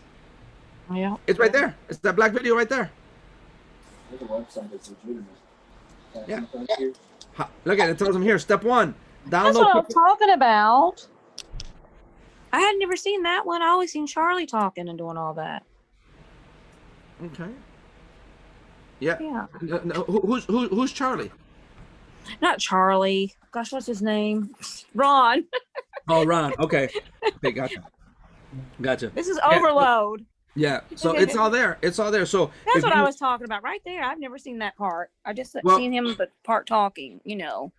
Well, in order to get there, they got to click here to get started with your Forsage business. Mm-hmm. You click on that, and that's where it opens up.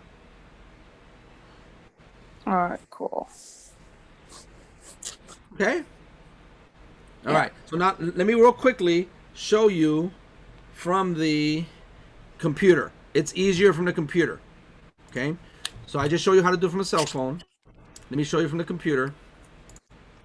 And let me click there, and then let me go to where is this? Okay, so let's go in here. All right, so now let's do some screen sharing. All right.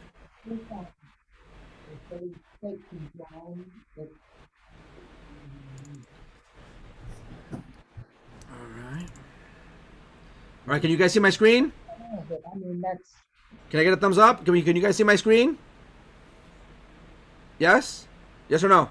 Yes. Okay, Yes. great. All right, so there goes the link, right? Add your 6-digit code here. You're going to see how easy it is from the computer. All you do is put your mouse in there, backspace, to the equal sign, and then I'm going to put in the same code, okay? PR2780.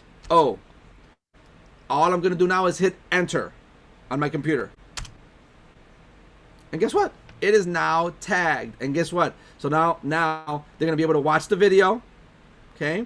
And they're going to come in here that tells them about the comp plan, all this other stuff. But hey, they're ready to get started with Forsage. Get started with your Forsage business today. Boom. It takes them to this page. This talks about security with Crypto Casey, how to be careful, like what to do, you know. Here goes the onboarding, but they got a step-by-step here, everything. Okay, everything's there. All right, and guess what? Remember the link? Remember that guy's link? It's like, here, connect to Forsage in your Token Pocket app. Look for the word DApp. Now, this is not going to help Android users, right? So we're gonna. I tell Ron, hey, if you're an Android user, go to the bottom and click on Discovery, okay? And then what they're gonna do is they're gonna copy this, right? And this is the link. This is this person's link. So whoever this person's link is, they're gonna sign up with this person. Okay? Pretty cool stuff, guys. All right. Awesome. And by the way, if you wanted to learn, if you guys were stuck on how to do that, well, how do I do that? Ron, guess what? Ron created a video on how to add your 6-digit code to the end of it. All right, it's in there, right? So let me show you where it's at, and we'll kind of call it. We'll wrap it up. Okay.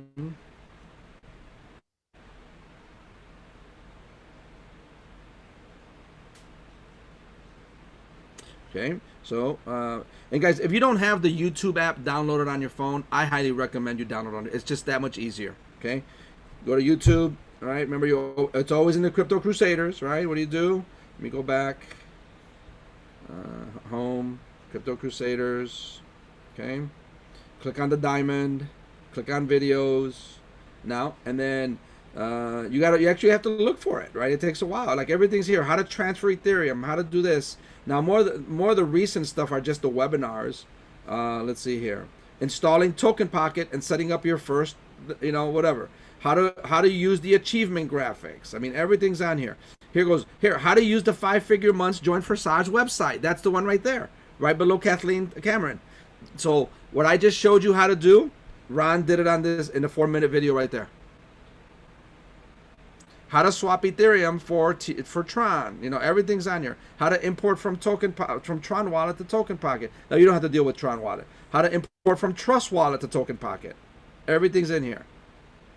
Can you tell us real quick how to join Crypto Crusaders? Oh, okay, yeah. So when you're in here, so let's just go back to the home screen. So how to join Crypto Crusaders, you're just gonna type in Crypto Crusaders. Oh, and by the way, so what I did, all I did was I clicked on the magnifying glass at the top. Oh, why is it not showing me this? Hold on. I clicked on the magnifying glass at the top. Okay, now I'm gonna type in Crypto Crusaders. Hit enter, and you can see that it looks like this. Now I'm gonna tap on the diamond, right, the Ethereum, and you see, and I'm already subscribed. I just unsubscribed. I'm gonna subscribe again, and I'm gonna click on the little bell. You see that little bell? I'm gonna click on the little bell, and I'm gonna say I want all of them. So whenever a video is uploaded, I want to know about it. So I'll get a notification. Did that help you, Phyllis? You're doing that on your phone? I did it on my phone, correct. Okay. So it's best to download. It's best to download. That's why I tell people it's best to download the YouTube app, right? So what you're gonna do is you're gonna go to your app store and just type in. Oh, you're doing that at the YouTube. Okay. I thought you were doing it on Facebook. No, you want to do it from the YouTube app. You're gonna Okay. go type. You're gonna do YouTube, and then just down. Now mine says open because I already downloaded it, right? Yours will say download. You want to download it, and then find out where you downloaded it, and then that you're gonna once you find out where you downloaded it, right? You're gonna open it up, and then just type in Crypto Crusaders. Click on the Ethereum. Click on subscribe. I just unsubscribed again. I'm gonna subscribe again. I'm gonna click on the little bell, and I want to receive all notifications. So now I will always get notified when a new video is uploaded. Thank you. You're welcome. So good questions. So the Knights and the Crypto Knights and the other crypto one that we have, we should subscribe in YouTube for those two, not just on Facebook, huh? Oh yeah, no, yeah. So the only YouTube channel we have is this one. But as far as what Facebook groups, yeah. So you should already be a part of those. So Okay. So let me make sure. I am. I just wondered if you had to subscribe to them on YouTube too. Yeah, no, that's only that YouTube channel you need. Now, Okay. but the other one you can do is I would do Forsage official. So you're gonna go to the magnifying glass, right? Magnifying glass at the top. You're gonna type in Forsage space official. Hit enter or hit search, and subscribe to that one. Tap on that one. I'm gonna unsubscribe. I'm gonna subscribe myself again. Hit the bell. Hit all. You want to be a part of this is the company one. So those are the only two YouTube channels. And on Facebook, is there a group called Crypto Crusaders that we can join too? There is a messenger chat not a Facebook group. There's a messenger chat, but you guys don't need to be a part of that because those are regular builders. Okay. They're not power builders. Okay. And none of them know about the power leg. Okay. So I don't want to remember. I said I don't want to create drama, right? Because they're all going to want to. If I make a post about it, they're all going to want to join this thing, and they're going to want to leave whoever their sponsor is and create a second account here, and their sponsor is going to be very upset. Hey, Carlos, I got a question about that one. I was talking to someone the other day, but if they're in our chat, like the level up chat, then they are a part of this, correct? Because it's like they didn't know. Correct. There's a difference, but there is. So I'm like, I didn't say anything else. Yeah, correct. Yeah. So you know. so when someone when you're making your success story posts and all that kind of stuff, and someone reaches out to you, and says, hey, I want to join with you. One of your first questions should be, are you already with Forsage? If they already are, say, hey, no, that's cross recruiting. We can't do that. That should be like your first question. Right? Because what happens is if word gets out that this power leg, so Tara, when she first started this, she made a post. This was the Sunday after Thanksgiving. She made a post like, oh my goodness, just started this awesome power leg with Carlos Martinez and blah, blah, blah. And I had my inbox exploded. Okay, Alicia was in town in Indiana, 4 hours away from me, 2 hours away from me, and I went to go visit her for her and her husband for like the day and Sunday, and I made a commitment to not even check my messages until the end because I wanted to spend time with them, right? Otherwise, I would have been just on my phone all day, right? I spent time with them. When I got back home, people were like, Carlos, I want to. What are you talking about, power leg? What are you talking? I didn't know that Tara made that post. Oh. And I got so much flack by so many of the leaders. Yeah, so don't do it. Like, don't mention Carlos and power leg. If you do a post, don't mention Carlos and power and none of that stuff. Because people want to be a part of the. Because when she did that, I'm telling you, I must have had like 60 or 70 requests of people wanting to join and create a second account. Yeah, so don't do that, please. All right, it'll create so much drama. Okay, all right. So let's talk about the Facebook. Let's talk about here. There is another Telegram chat, but it's now you guys don't need to be a part of it. So this one here, this is the Alicia one. Okay, I can add you guys here, but you guys get all the information that you need already in our chat. So there's no need to get confused. I mean, if I want to add you here, I can add you guys here, right? But it's information overload. It's just constantly going. I mean, this is just today. Oh, God. It's constantly going, right? So this is Alicia's one, and I'm in there because I help answer questions and stuff like that, right? Now the only ones that you just need to make sure you're a part of, and these are the ones that Natalie and her cousin Maria manage, right? Crypto Nights in Training. Now you should all be a part of this. Okay, let's see. The only one that I kind of got a question on is Brianna a part of this? I don't think I am, no. All right, Brianna, Kelly. There you go. I just invited you. I've got to do my Facebook this weekend. I got to. Yeah. Yeah. Yeah. Okay. So Brianna, when you come in here, make sure and Natalie, just so you know, Natalie, make sure you accept her because she may not, answer the questions. Okay. Okay. So that's the Brianna Kelly, and then I'll post. Oh, so guys, so just so you know how you copy the link to the group, here's what you do. You click on invite, and you just type one letter. Any letter, doesn't matter. A. And you see the copy the link to the group? You just copy the link to the group. There you go. And so I'm going to post it in our chat. Oh my goodness, look at all these messages. I'm going to post it in our chat. Boom, boom, boom. Let's see. Oh, so here goes the crypto. Here goes the crypto night. Okay, so write this down. The crypto. How come I can't paste it? All right, copy link. So the crypto nights in training. This is for partners. Only partners go in here, meaning they at least came in on level 1. Okay, this is not for prospects. Evelyn and Kirby, are you guys in here? Yeah. Evelyn and Kirby, are you guys in that group? I am. I'm not sure about Kirby. All right. Well, let's get Mr. Kirby. So this is going to be Kirby Boone, Natalie.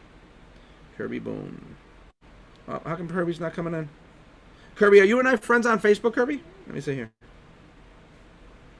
I think so. I'll get your posting on it. Yeah, we're friends. Okay. Yeah, there must be, Kirby, that must mean you're already in there. If I can't see your name when you're in here, if I can't see your name in here, that means usually that you're in there. and then we can actually look for you. Let's see, group member. Yeah, so let me see, group members, Kirby. Yeah, you're in there. You were added a week ago by Evelyn Baker Boone. That's it. Okay. All right, so that's that. And then I know Meg's in there and stuff. Okay, cool. So then we got that's the crypto journey group. This is the ATM group. The crypto journey. Guys, look at this. We already have like 59,000 members in there. That's individuals. Yeah. Correct. All right, and then let me add Brianna, aka Teresa. Yeah, you weren't in there either, Brianna. Yeah, let me out. All right. I think I've had all the information I needed all these weeks anyway. Yeah. So you're in there. Okay. And that is that. Okay. So make sure you approve both of those, Natalie, please. Brianna, Kelly, for both of them. Okay. All right. Okay, guys. Those are the two. I have one more quick question. Sure. On crypto.com, whenever we were doing it, there was a referral code. So if we put, like, you referred me, so I put your referral code on there, and then we get a referral code. So when we refer somebody there, we give it to them. Yeah. And how you get that is you go into crypto.com. You'll see it all the way on the bottom right-hand side. Okay. You see where at the bottom, and you see the turquoise blue thing where it says refer and get $25 US? Yes. You tap on that. You click on agree and share. Okay. And you can message it to them. Typically, I just click on copy. Okay. And right there when you were at trade and transfer, if you're gonna do you transfer the money out of there to your wallet or do you trade it? You transfer. Okay. So when you do get it, they pay it to you in the form of their cryptocurrency, CRO. Okay. So right now I have it in US dollars. Oh, okay. Because Then you transfer it. So if you've got it in US dollars, here's what you do. So you can either buy crypto with it, right? Or cash it out. All right, so let's just say you've got it in US dollars. If you've got it in US dollars, then it should be in your Fiat wallet. So you got to click on the blue lion, then click on Fiat Wallet. And then does it say Fiat Wallet for you and then $50 there?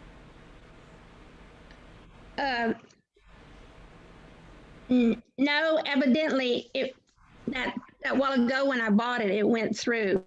So it has when the bank denied it, and then so I don't have anything in my wallet. Do I need to transfer it over to the wallet, or I just want Ethereum in my wallet? I guess I'm going to go back to the thing again. Okay, so let's click on the blue lion head at the bottom. Then click on crypto wallet. So you should show then $50 in crypto.com coin. That's the CRO. Do you show $50 there? No, it says new feature, crypto convert crypto dust. Okay. So let's start. Yeah. So let's start over. Let's go back. I have crypto wallet, and I have that money that I bought the Ethereum with a while ago, and it went through finally. Oh, okay. Well, so it's there. Good. So now, do you have it in a form of Ethereum? So here, let's click on the lion head. Click on the lion head. Okay. And then click on crypto wallet. Okay. I want you to take a screenshot, and I want you to send it to us in our multiple way chat. I'm gonna message you right now. I'm gonna say hi. So send it right there, please. Okay. I see you looked at it. We see you looked at it. Okay, so how do I get the picture there? Screenshot it again? I thought I did. Let me go back. Well, do you see the microphone? Yeah. You see the thing to the left of the microphone? Yeah. Tap on that. and then tap on the picture. So let's say I wanted to send that, which I'm going to send it now. Tap on the picture, and I'm going to click on send. Tap on the picture, click on send. Let's see if it went through.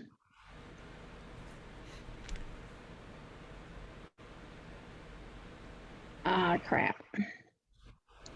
I'll I'll send it to you later. You don't have to do it now. Let's see. I thought I had it. So.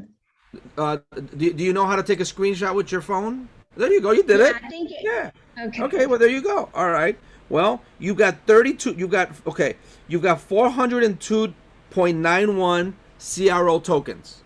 Remember, this is a very inexpensive token, and it's worth $32.25. Okay. You also have 0.2 Ethereum at the current price of $239 for that. Okay. Okay. All right. So that's what we're looking at. So when I tell you how much ETH do you have, we say I got 0.2 ETH worth $239. And then how much crypto? So what are you trying to do now? Move it over to a token wallet. Your Ethereum? Yes. Okay. So let's do that. Let's do this. I want to go to first. You're going to go into your token pocket. Okay.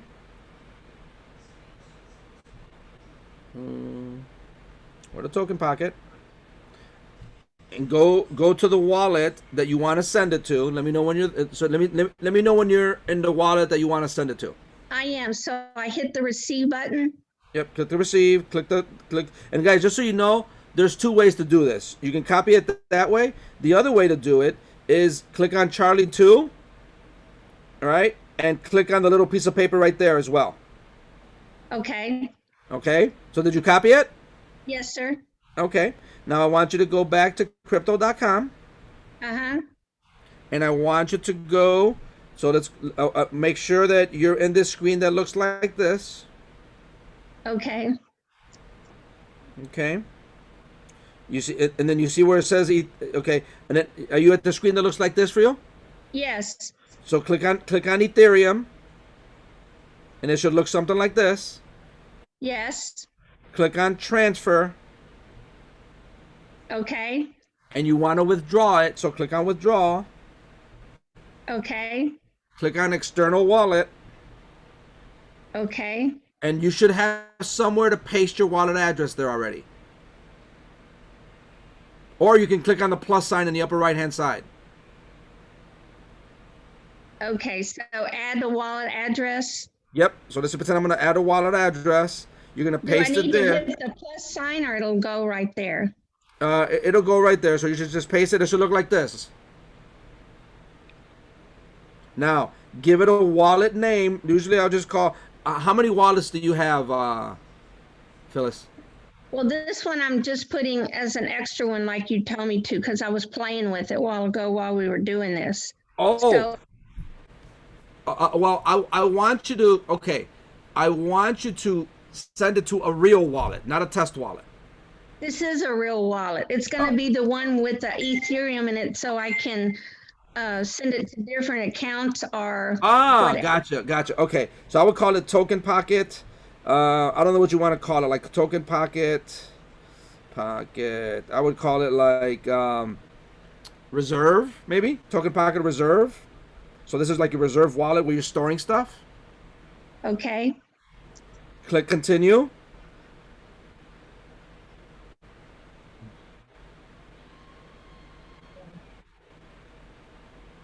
Now it's going to give you an email verification. Click on Open Email and follow the prompts. It's going to take you to your email. Okay. You have to remember I told you about verifying your email, verifying your wallet. So when you click on Open Email, it's going to take you to your email.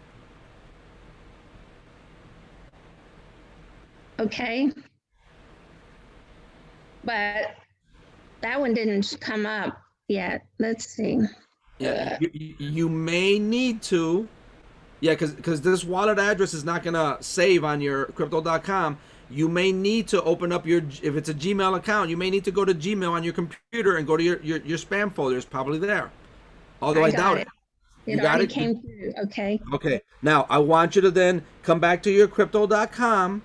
So do I confirm the withdrawal? Yes.